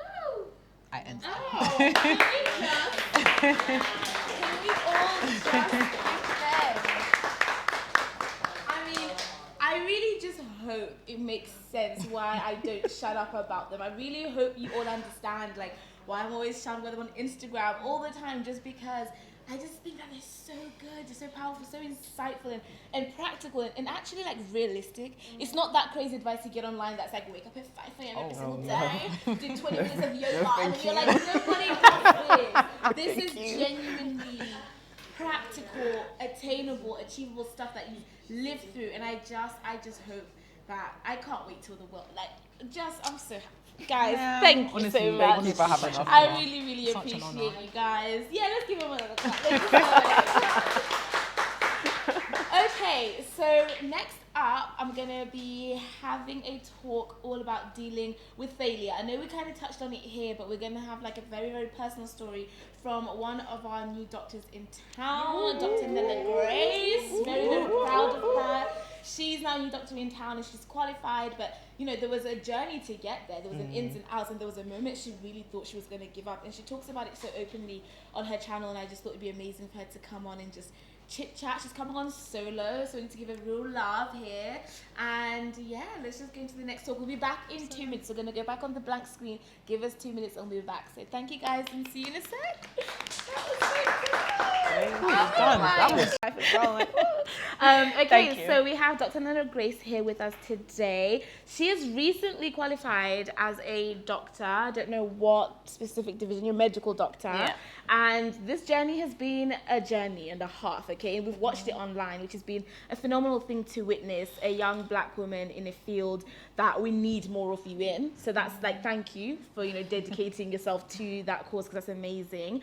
And I thought it'd be really, really good to have her just come in and deep dive more about failure, but also being able to bounce back from it, right? So we're going to go in depth and we're going to hear more about her story, because I really, really wanted someone to come in and give a personal, like, this is what happened, and I really didn't think I was going to get back up, and like genuinely I hit a wall, but then this is how I bounced back in the end, because I think more often than not you can hear someone say, oh, rejection is redirection, you're going to be okay, but it's like, but how? Like right now I'm literally, all I can see is darkness. I can't even see the light. So I'm going to sit on the side. She's doing it solo, and then I'm going to be taking the questions that are coming in the chat and just, take it away. She's got a YouTube channel as well if you guys want to hear more or subscribe to it. And yeah, let's go. I'm really excited to hear you. Thank you. Hi guys. So yeah, I'm going to be looking at my phone because I've got my notes here, so bear with me. But basically I'm going to tell you guys about my story and how I made it to where I am now. So I'm basically going to start from me as a little baby and growing up. So I grew up in Zimbabwe. So I've just recently graduated as a doctor, like Vee said, but I grew up in Zimbabwe. I was born in Zimbabwe, and that's where I grew up. And to be honest with you, I grew up dirt poor, like nothing. We had nothing. And I specifically remember 3 moments in my childhood that now looking back, I'm like, wow, we were poor. But at the time, you don't really realize because you're a baby. So the first one is, when I was really young, I grew up in a 2-room house, not 2-bedroomed, 2 rooms. As in, it was me, my 3 siblings, my mom, my dad, in 2 rooms, 1 bedroom and 1 living room kitchen. So when I look back now, I'm like, wow, we really did that, like 2 rooms. But as a child, you don't think about it. And then the second time that I think about when I think about my childhood is one time we were, again, that poor that we couldn't afford. My brother wanted to go to something, I don't remember, some academic thing. We couldn't afford for him to go, so we had to go and find plastic bags, but in like a dump yard, like, a landfill site. Me, my mom, I think I was like 5 at the time, maybe 6.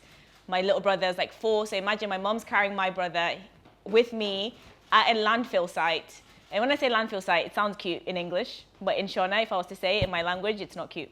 So, and the place is not cute. So we would take plastic bags so that we could sell them to recycle them so that my brother could go to this academic thing. Again, that's how poor we were. The third memory that I have is eventually my dad came to the UK to study, and then we had to now come to the UK to apply for a visa. And to apply for this visa, we had to show in our passport that we traveled, so that like it just didn't look as, I don't know, as weird or whatever on our passport. And obviously we hadn't traveled anywhere. I didn't even have a passport because, again, how can I afford to travel? So eventually we got our passports. We were poor, so we got a bus from Zimbabwe to South Africa just so we could get a stamp on our passport so we could apply for this visa. And we couldn't afford to live anywhere. So I remember distinctly, I actually asked my mom about this recently. I was like, am I making that up or did that happen? She's like, no, it happened. So we stayed we slept over a night so we could show that we were in South Africa for like a weekend, 2 nights, in a toilet stall, like in a public toilet, because we couldn't afford, again, to pay for anything. So as a very young child, even though my childhood was normal for a child, I remember always feeling like I needed to achieve, because that's the only thing I could control. Because obviously I'm poor, I can't afford anything, I can't go to the places that my peers want to go to, I can't go to the school trip, I can't do this, I can't do that, but I can achieve, I can study. And if I can study, and my mom always used to say to me, if you can study, you can make it in life, because education is the key to doors being open. So, it was nice at the time and it was a good thing, but we're going to talk later how that almost became not a good thing for me. But anyway, so I knew that if I worked hard enough, if I worked smart enough, I could make it. So that's what I did. That's what I knew to do. So as young as I remember, I would just work. And it turned out that I was pretty intelligent. So it worked out for me. So I was really smart in school. So that's all I could think about was getting the grades. Primary school was the same. Eventually I moved to the UK. All I wanted was to be top of the class every time. And that was all I wanted. And that's what I did. I was top of the class, primary school, high school. And that's what I basically based my identity on. It was my achievements and my accomplishments and what I could control. And I don't want to ever be poor again. I don't ever want to sleep in a toilet stall again. I don't ever want to do all these things again. So I just need to achieve and to do that thing. So it was good, right? So it took me through primary school, like I said, high school, GCSEs came, now I'm in the UK. And if I'm going to be honest, school to me was easy because I just worked so hard. So when it came to exams, I didn't really struggle that much. So GCSEs came, I wanted like 12 A stars. I'm not even joking. I was like, that's what I'm going to get. If Tom, Dick, and Harry can get it, I can get it too. That was my mindset. I did do well in GCSEs, obviously didn't get 12 A stars. So I ended up getting 10 A's, 8 A's, 3 A's or something like that. 3 A stars and a B, I don't remember. But I remember the B though. I remember the B. And that was the first time I started to realize that I'm not good with failure. Because to me, a B was a failure because I'd never gotten a B. I'd never even been number 2 in my class. Like I'd always been the top. So I was like, a B? Baby girl, like what's going on? Like something needs to change. So, but it wasn't, again, that's not a good thing. That's a toxic mindset. So that was like my first kind of, my first experience with a failure. And I didn't take it that bad because I was like, oh, at least I've got 8 A's and 3 A stars, so it's fine. But it was the first time I started to notice it. So I decided in GCSEs that I wanted to do medicine. And obviously to do medicine, you need at least 3 A's, depending on what university you're going to. If you're going to go to Oxbridge, you need 3 A stars. It doesn't matter, but you need 3 A's. But again, because I was like, oh, I'm smart, I don't need to study, whatever, A-levels said no, absolutely not, because you don't realize the jump. I don't know, I know there's a mix of people here, it's, from all throughout school, but A-levels was a big jump. And I was like partying a lot in A-levels and just not taking it seriously because I was like, oh, I'm smart, I don't need to do all that. But the reality hit and I failed, basically. My A-levels, I failed them. And I got failure for a medical student, but not really failure. I got 2 B's and a C. And my world shattered. I was like, oh my gosh, this is it. I am a failure, like what Courtney and Renee were saying. I had attached my identity so much to my accomplishments and my grades that it was like, I'm dead. Like, I was depressed. I was like sleeping all the time. I just didn't want to do anything because I was like, this is it. This is who I am. I am the achiever.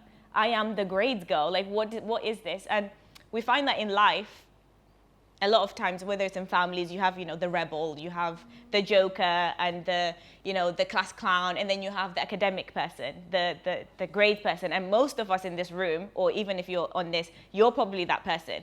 You're the academic one, because obviously you wouldn't sign up to something like this if you weren't. I know you are. So you are the academic one. So most of us, subconsciously or consciously, have attached our identities to our accomplishments and to our grades and to how well we can do in school, because that's what either your parents have even introduced you as, or even now, right? Of course, I've gotten over that, but even now, my parents will be like, "Hi, this is our daughter, the doctor." So it's like that's who your identity is, and that's what I had done, and that is the first thing that completely,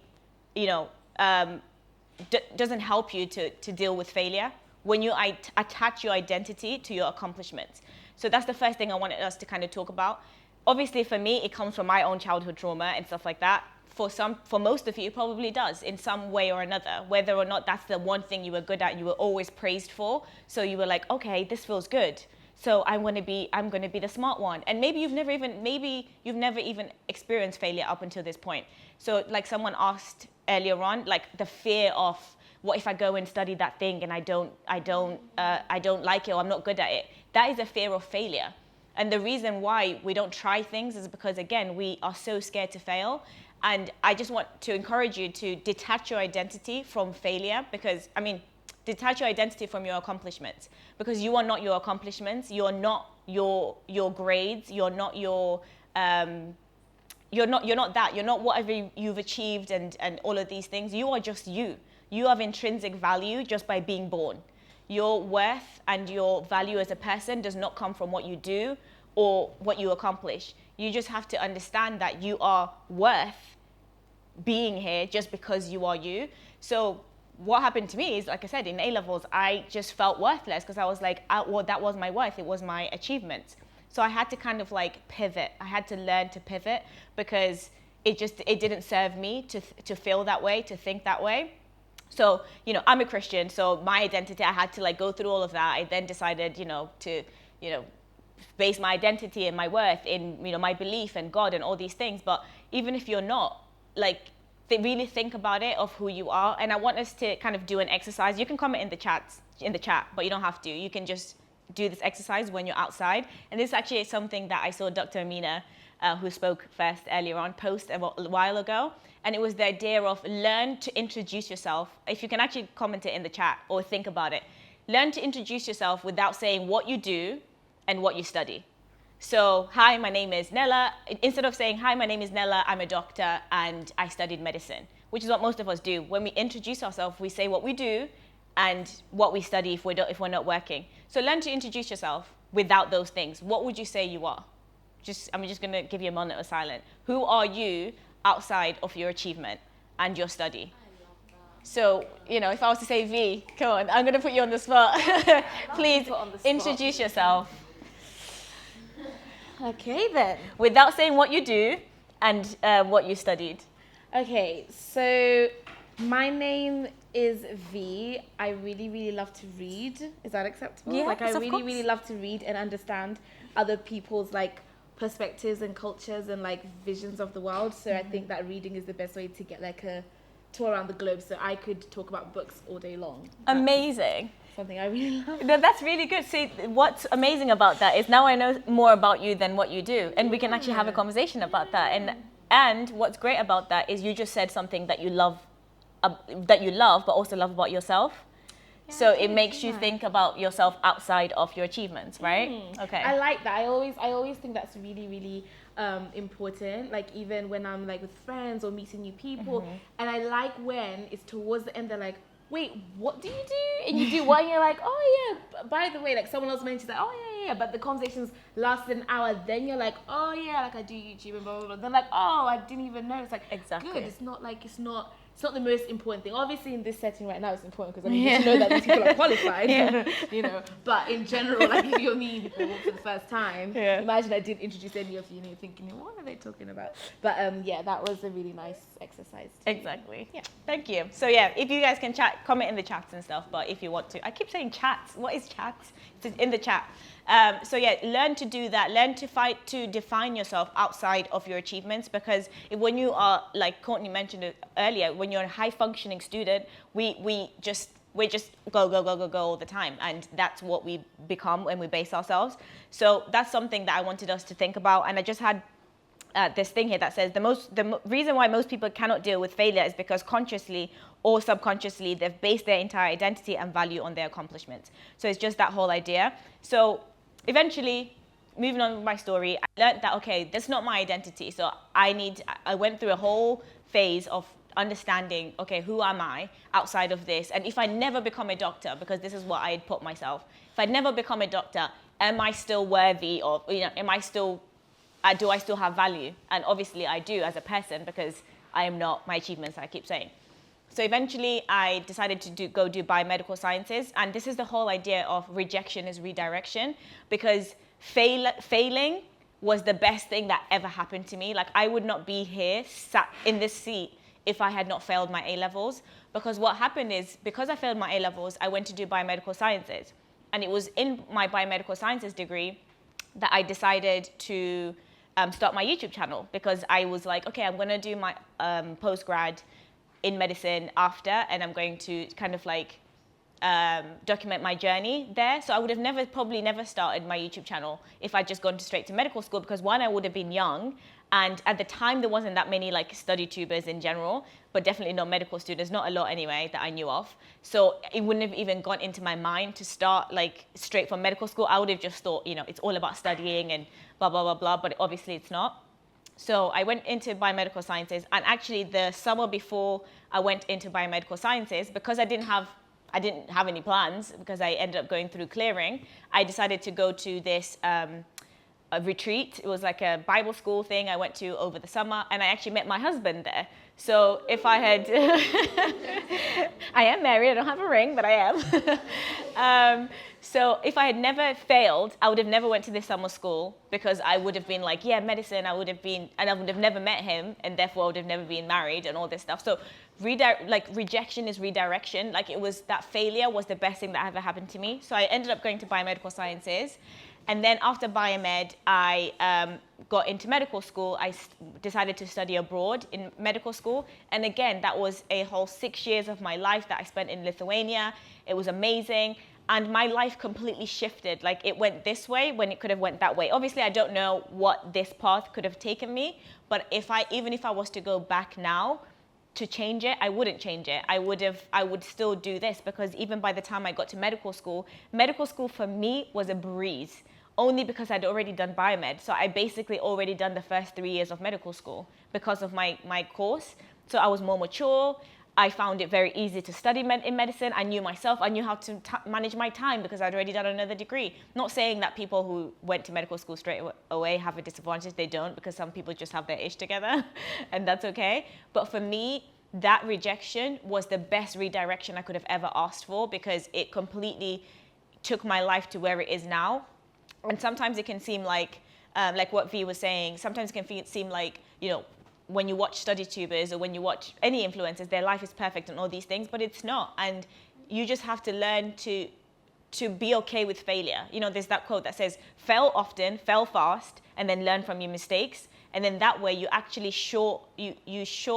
cut your way to success, because the more you fail, the closer you are to that one success. You only have to succeed once to make it. So don't be so scared of failure. It's okay to fail. Like it's actually okay to fail, like what Courtney and Renee were saying earlier. It's okay to fail, sit in it, realize that it could be a redirection, and a door closed is okay for another door to open, and learn to also see it. When you see a failure, analyze it. Like it makes me think of Alexander Fleming, the guy, if you don't know who he is, he's the guy that basically discovered penicillin. And he discovered it on a fluke, and it was a mistake. He went on holiday, came back, and there was mold growing on his Petri dishes. He could have looked at that and be like, oh, there's mold. and threw it away. But instead, he analyzed his failure. I mean, it's a scientific method anyway. He had to because he's a scientist. But it's the idea that you have to analyze. He analyzed that and was like, oh, wait, where that mold is growing, there's no bacteria. There must be something about that failure that's actually producing what I want it to produce. Only when he went to look at that did he then discover all these, penicillin basically. And now we have antibiotics, which is a complete revolution when it comes to medicine. And that came from failure. That came from his experiment not working. That came from him coming back, and instead of him just throwing away the Petri dish, he decided to look at it. So analyze your failures, like what's been said already, and look at the mistakes. What can you learn from it, and how can you make this into a success for the next time? So that next time, when you actually come back to it, you can do it better. And that way you won't, probably you'll fail again, but you won't fail at that thing again. And even if you look at famous people, they all failed. Walt Disney failed. He was told he was not imaginative enough by his editor, and he was fired. I mean, Walt Disney. Oprah Winfrey was fired from one of her first jobs because her boss said, you're not cut out for TV. And she became the biggest, talk show host ever, became a billionaire from it. That was a failure. So many successful people came through failure first, but all of those failures were redirection so that they could get to their destiny and where they were meant to be. So for some of you, you failed your A-levels just 2 weeks ago, or you didn't get the grades that you wanted to get into where you want to. I know it feels like it's the end of the world. It's not. Like your life will carry on. And a few years from now, you look back at that and be like, you know what, I'm so glad that happened. And for some of you who maybe are more into your uni years, you might go through that, and it's okay. Just know that it's okay to fail. It doesn't define you. You're not your achievements, and rejection is redirection. So, yeah. Wow. Thank you. Oh my God. Okay, that gave me the chills. Am I the only one? Like, especially hearing your story at the beginning and just the journey of the perseverance from your family as well, from knowing that they wanted to get you guys to a different and a better place, and they kept on going. And the fact that when you were growing up, you didn't really realize the situation you're in, it means that your parents did an amazing job. You know what I mean? Yeah, that's really nice to look back and say, oh, that's the situation. I was poor. In that moment, they made it fun. You were playing and you were all together, and you thought it was a big holiday in a way. But basically, looking back, you're like, oh, that's what that was.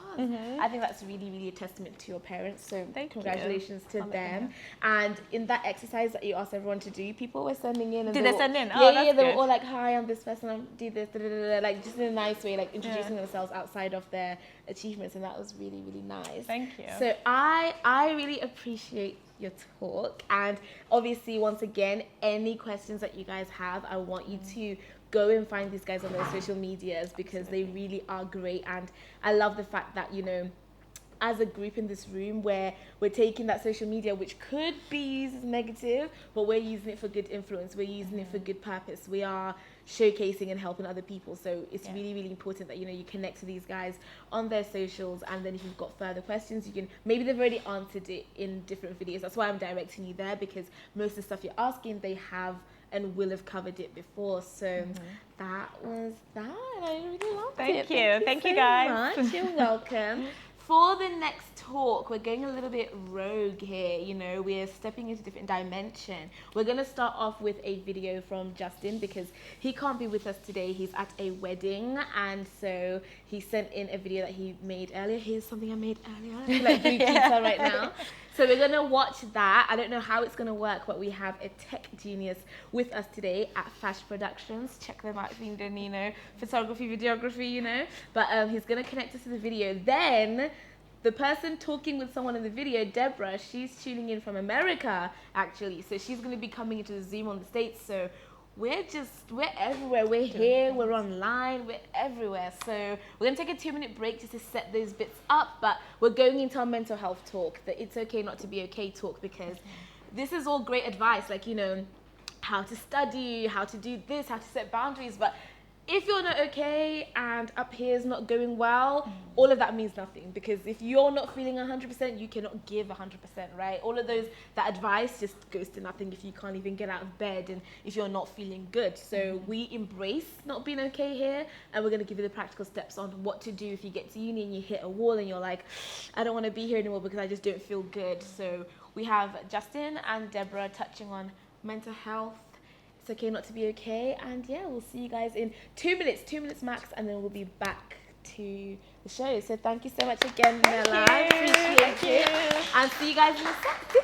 And just how to make the most of your time as a young person and to use what's around you and the different communities and spaces that are there to cater to you. George is an incredible person doing a lot of amazing work for young people in the social space, and he's also a near and dear friend of mine. I mean, sometimes it's questionable when we're, fighting back and forth, but no, he's a really great friend of mine, very encouraging, motivating, and just one of those friends, like we were talking about earlier, having your empowerment circle, people who push you, they see your vision, they can help guide you, they can help tell you when you're going wrong, they can help see the things that you might not be able to see, and George is definitely one of those people that I hold in a very near and dear space. So he's going to be chit-chatting. He's going to be talking about, just how to build a brighter and better future for yourself and grab opportunities around you. So I'm going to step off for a second. I'll just be there doing the slides. And if I'm seeing questions in the chat, I'll be firing away. Are you ready, George? You ready to come to EBV? That's the motive right now. I like that one. I like that one. Okay, take it away. Amazing. So is the slide up right now? Okay, cool, perfect. So we've kind of heard a lot about uni, and if there was anyone to be a big advocate for that, it would definitely be me. I remember kind of growing up in Peckham, which is Southeast London. So if there's anyone in Southeast London, I'd love to see it in the chat. Let South London get some love. But kind of as I was, kind of going through that, I think I was like, now it's known as one of the coolest neighborhoods. But for me, I just had so many different vices to navigate, and you could think about that being anything. So whether that was alcohol abuse, drug abuse, I've kind of seen it all in one way, shape or another. And for me, it was, okay, at the age of 14, my brother was forcibly imprisoned for murder and 5 other charges. And at that point, I would go to see him almost every single Saturday and think, okay, cool, this game that we're playing isn't working. He was at the wrong place at the wrong time, and ended up there just because he knew a certain group of friends. So I knew this environment wasn't going to get me to where I needed to go. So I think from that point, I heard about scholarships. One of my brother's friends at the time had a scholarship, and I thought maybe that might be the game for me. So I heard that you can get paid essentially to go to university, and I was like, this is the bag that I want. So I think going on from there, I think 10 years on now, because now I'm 24, I think I left UCL with obviously a first class in mechanical engineering, 7 scholarships overall, so I chased that bag and we got it. And then, so it's not only can you go to university, but you can get paid to go to university. And that was kind of what I was seeing, because from Peckham, it was like, how can you just get opportunities, but do it in a legit way? So if there's anyone to advocate for university, it's definitely me, but I would say that's only 50%. And I'm being very generous of kind of what has got me here today. I think what has got me here today is definitely the relationships and the networking and everything that I've done outside of university, because by the end, hopefully every single one of you would get a degree if you decide to go down that route. But there needs to be more to essentially help you stand out. So that's essentially what I'll be taking you through today. But before I do that, on to the next slide. If you've seen me before, kind of worked with us before, this is definitely not the part for you to kind of comment. But it will be good to know what brings all of these companies together. What is the common trend? Just in the chat, it would be good to know. Like match it. Yeah, just like what brings them all together? What's the common theme? If I speak, don't speak, please. You've definitely worked with us before. What brings these companies together? What's the similarity?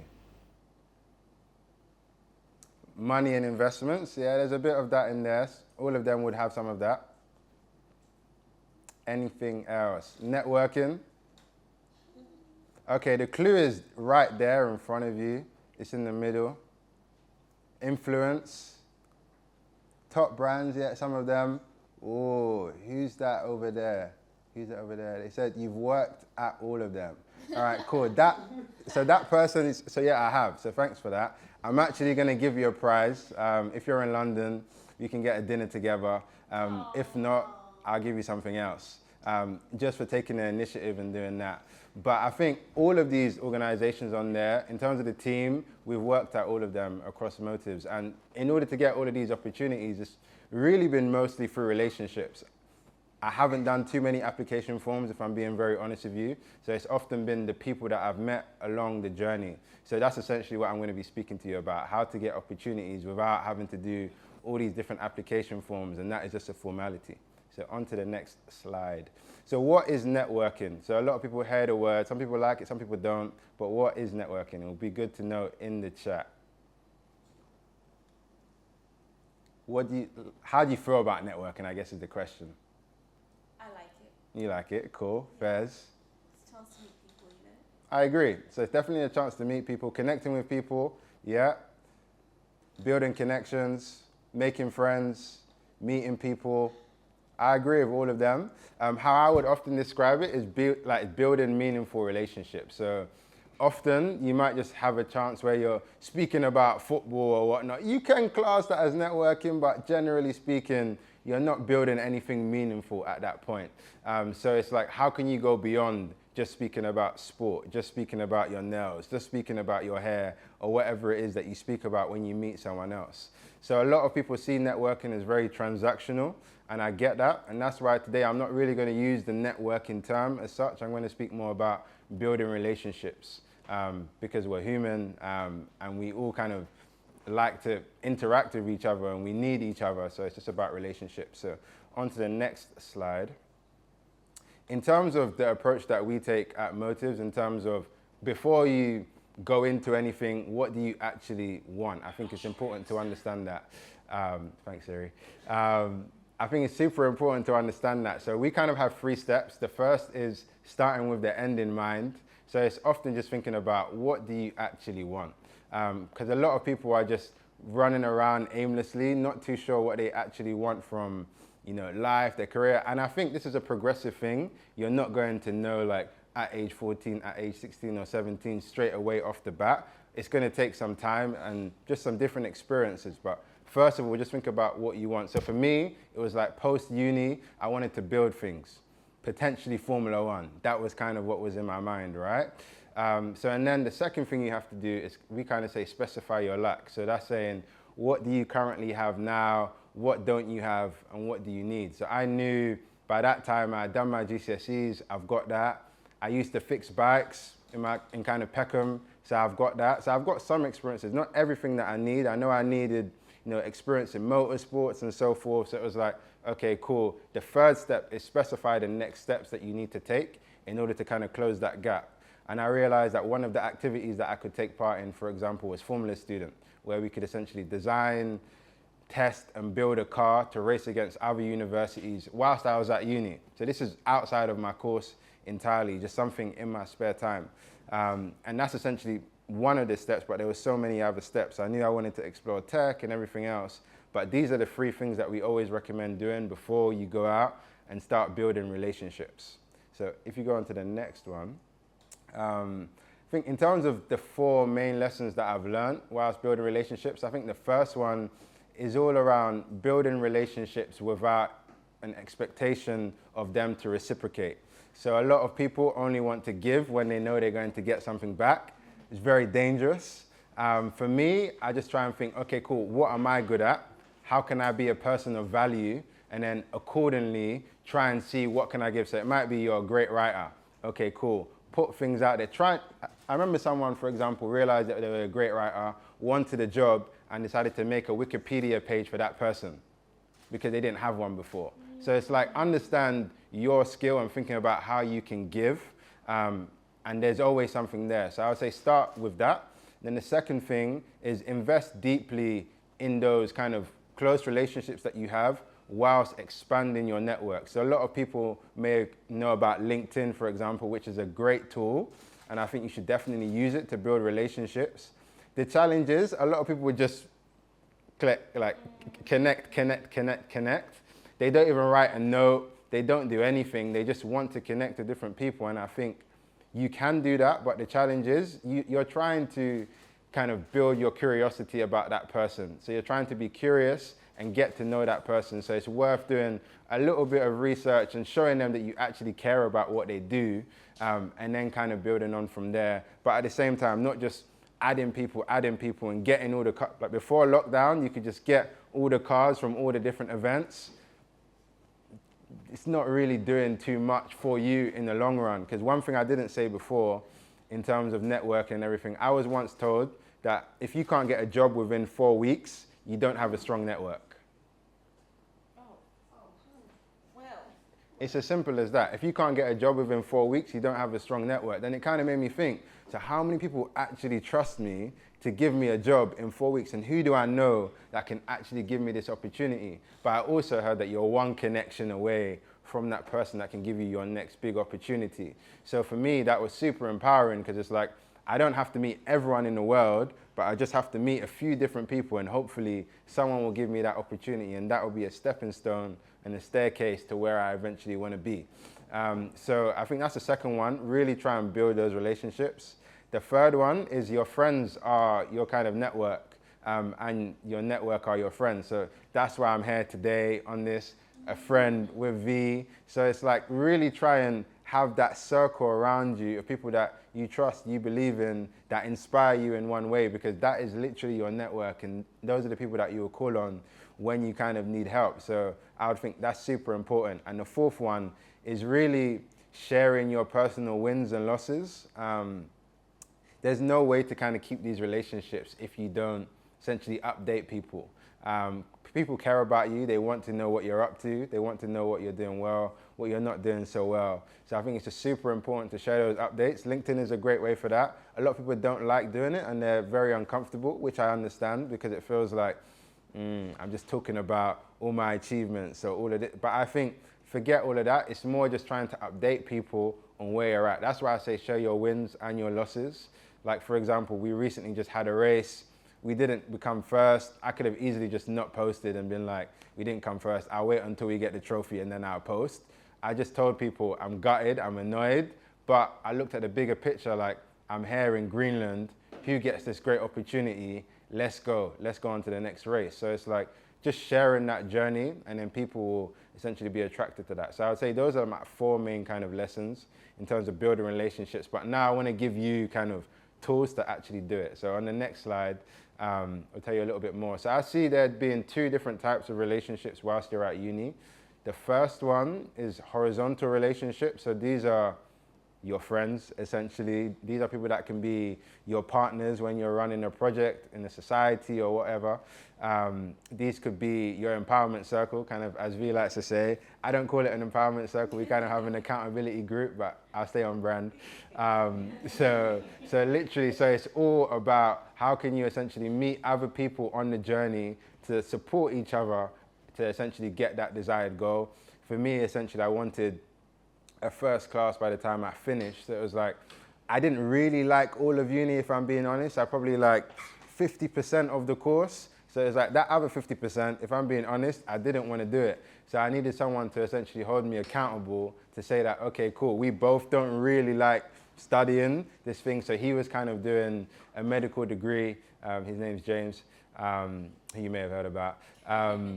So he was kind of doing a medicine degree and I was doing engineering, and we would literally speak almost every single day, Monday to Sunday, and catch up around 9 p.m. to literally think, how can we support each other? How can we best serve each other and help us essentially achieve the goals? We had a tracker and everything. So I think that's super important. But in order for that to work, you need a lot of different values. I think one of them is just love, full stop. So like I needed to love him and what he's about, just for him and who he is, because the truth is he might also fail, and I think we've spoken about failure before, and I'm going to need to just love him for not necessarily his achievements, but just him as a person.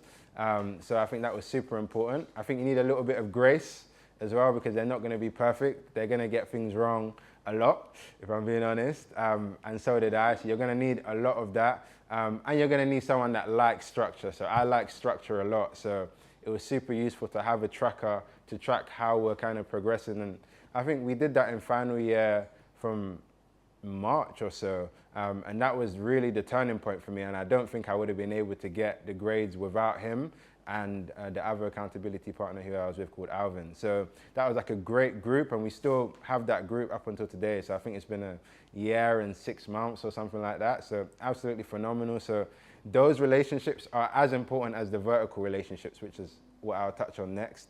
So for the vertical relationships, these are mentors, coaches, people that might invest in your projects in one way or another, or just an employer, for example. Like, these are people that you often want to learn from, that have a wealth of knowledge that you really want to kind of, get as much from them. A lot of people say pick your brains. I think if you're going to build relationships, personally, who wants their brain to be picked? So I've said it a lot, but I stopped saying it because I realized nobody wants their brain to be picked. So just try and essentially meet with people that you think are a bit more knowledgeable than you in a particular area, and that can essentially help you get to that next level. And there's so many of these people. I remember when I was applying for all the scholarships, I say it like I did it by myself, but I didn't. I had one lady that was helping me through my first and my second one and my third one and probably my fourth one as well. And then by that time, I could do it myself. But she had coached me throughout that whole process because she understood the game and how to play it, and I just learned it from her. So I think it's super important to essentially have those people around you. And I guess the question is, where do you actually find those people? And that's on the next slide.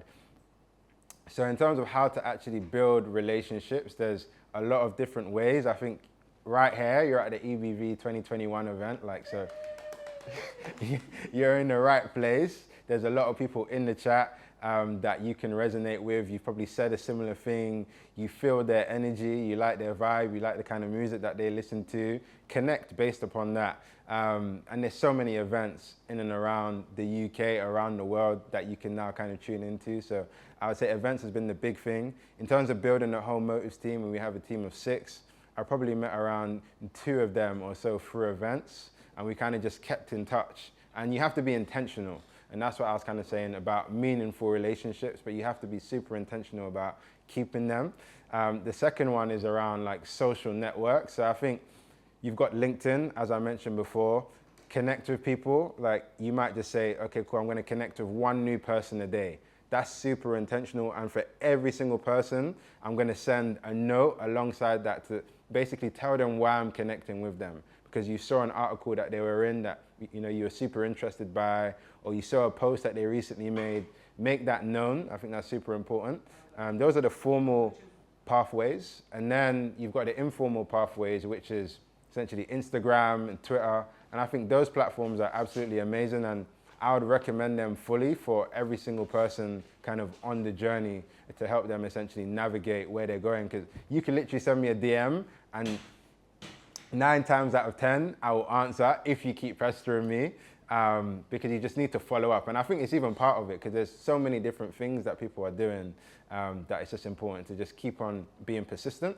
And then the next thing is just the workplace. So I think even building the motives team, again, a lot of the ways that we've kind of done that is through different internships that I took part in, work experience. I didn't kind of take a part-time job because I didn't need to. I made sure I didn't need to through all the different scholarships. But I think through the internships and everything that you do, you always meet people. I think a lot of people just meet them and then leave. For me, it was always important to at least have 1 person or 2 people that I really kind of liked being around and keeping that relationship. So I remember there was someone that I interned with at Google, and she was super cool. So literally as soon as she went back to the States and I was in the UK, we would have 1 call a month at least to just keep in touch and see how she's doing. And then from that, she helped me a lot with a lot of the kind of work that we were doing at Motives in terms of our strategy, our design. So there's so much that can come from that. The next thing I would say is programs. So I'll speak a little bit about some later, but you've got a few on there, which is Amos Bursary, which I joined in 2014, changed my life. Aleto Foundation, that I know some people here would have been a part of. SEO London, the kind of lists go on and on, but these are some that you should definitely take a note of. And then you've got startup communities, if you're kind of entrepreneurial, that you should definitely get involved in. You've got newsletters that you should sign up to, because through that you will learn about new people out there that you should be connecting with that might be in the field that you want to go to or go into. You've got sports. I think sports is a great way. I used to play badminton, for anyone that doesn't know. And I think I kind of made a lot of friends through that, but also kind of, you know, Formula One or whatnot is a sport. So I met a lot of people that were interested in that as well. So that became what we kind of connected on, and we kind of done a lot of things through that. And then I think the last thing is volunteering. Super underrated, but I would say I think I started volunteering and tutoring and so forth for free, and that's how so much of my opportunities came, and people saw that I was about service, so they wanted to help me because they knew I was helping others. And I think that's super important, to try and get the balance right, as opposed to just taking, try and give as well. So that would be the key things. And in terms of like top initiatives that I think are worth kind of following on the next slide, you've got EBV, of course. You've got Motives, which is a great community about getting people into STEM. You've got To My Sisters podcast with Renee and Courtney, that I'm sure they're kind of doing a lot in regards to kind of building a sisterhood. You've got Live Mentoring, you know, Lamide, essentially doing everything around education, employment and kind of training. Got Amos Bursary and so many more. So it's about how can you get plugged into these programs, and these, because community is everything, I guess is the point I'm trying to make here. And I think once you're in these communities, you no longer feel like you have to do it alone. I've not done any of this alone. I've got a bunch of supporters. These communities essentially help you to do. So I would say follow every single one of them on socials, and keep in touch so that you can actually hear about the opportunities that are coming, because every single one of these people will be able to help you get to that next level and kind of level up. So I think that's the important thing. So on to the next slide. I feel I kind of just end with a little bit of a quote, which is, success isn't how much money you make, it's about the difference you make in people's lives. And I think that's really what it's about. Nobody remembers the richest person that passed away yesterday. It's always about the people that made an impression on them. So as you're building relationships, just really think about who you can serve, how you can give, as opposed to just kind of what you can take. Because I think ultimately when you make a difference in other people's lives, they want to do that to you, they want to do that for someone else. So that would kind of be the key things that I would say. On the next slide is kind of how you can stay in touch, but yeah, it would be great to kind of get any questions, thoughts. I'm here for it. Oh, well, let's clap first. That was so good, and I really, really like the fact that you touched upon, you know, just what the relationships mean. It's not just about how to connect, it's also like the extent of that. Do you want this to be like a, you know, a longer term relationship? If so, you need to be more intentional about it, right? Like what you're saying, instead of just clicking a connection on LinkedIn, maybe send a little message like, I liked what I saw when you did this, and that's why I'm reaching out, not just I want to grow my LinkedIn followers. And it's so easy to remember those people as well, because I'm literally only 1% of people ever write that additional message. So it's so easy to stand out. You just need to send that additional message. So yeah. And I think it just goes a little bit longer. It just goes a longer way, and that person also feels good because people love to be asked about what they're up to. That's one thing that I really, really learned. Exactly. So you just reaching out on an empty invite, whereas you reaching out with intention, it's like, oh my God, yeah, of course I'd love to tell you about my journey. Like, this is nice, and you can get more out of that relationship. So thank you so much, George. I really, really appreciate that. And with that, guys, we're coming towards the end. I'm going to take a 2-minute break just to, you know, swap out, and then I'm going to wrap it up, and we're going to basically be done. I know you want to take questions, but the style that we're doing now, as we're going towards the end of the event, is no questions are going to be taken, because I want them to come to your pages and to look for the answers, because they're there. Yes, they're already there. You've said it before, like you said, this is not the first time you've mentioned this. You've said about this before. So if they go to the Motives page, there is plenty of resources on there, plenty of stuff that you can get involved with. So that's where your questions will be answered. So thank you, George. I appreciate it. And we're going to take 2 minutes.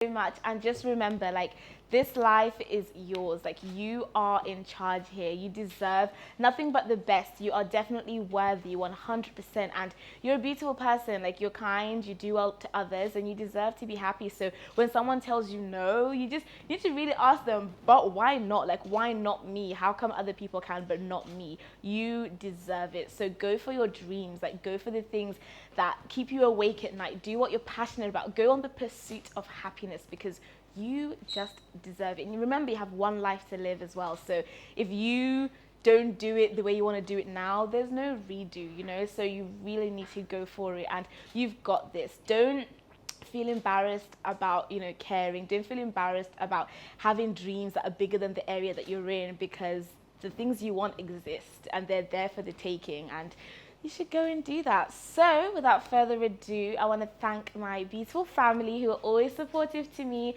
my sister, my cousins, my friends that always drive up from Birmingham to come and help me with every event that we put on together, and it's just amazing. And obviously my friends who are doing incredible things in the world that I can scream and shout about all the time.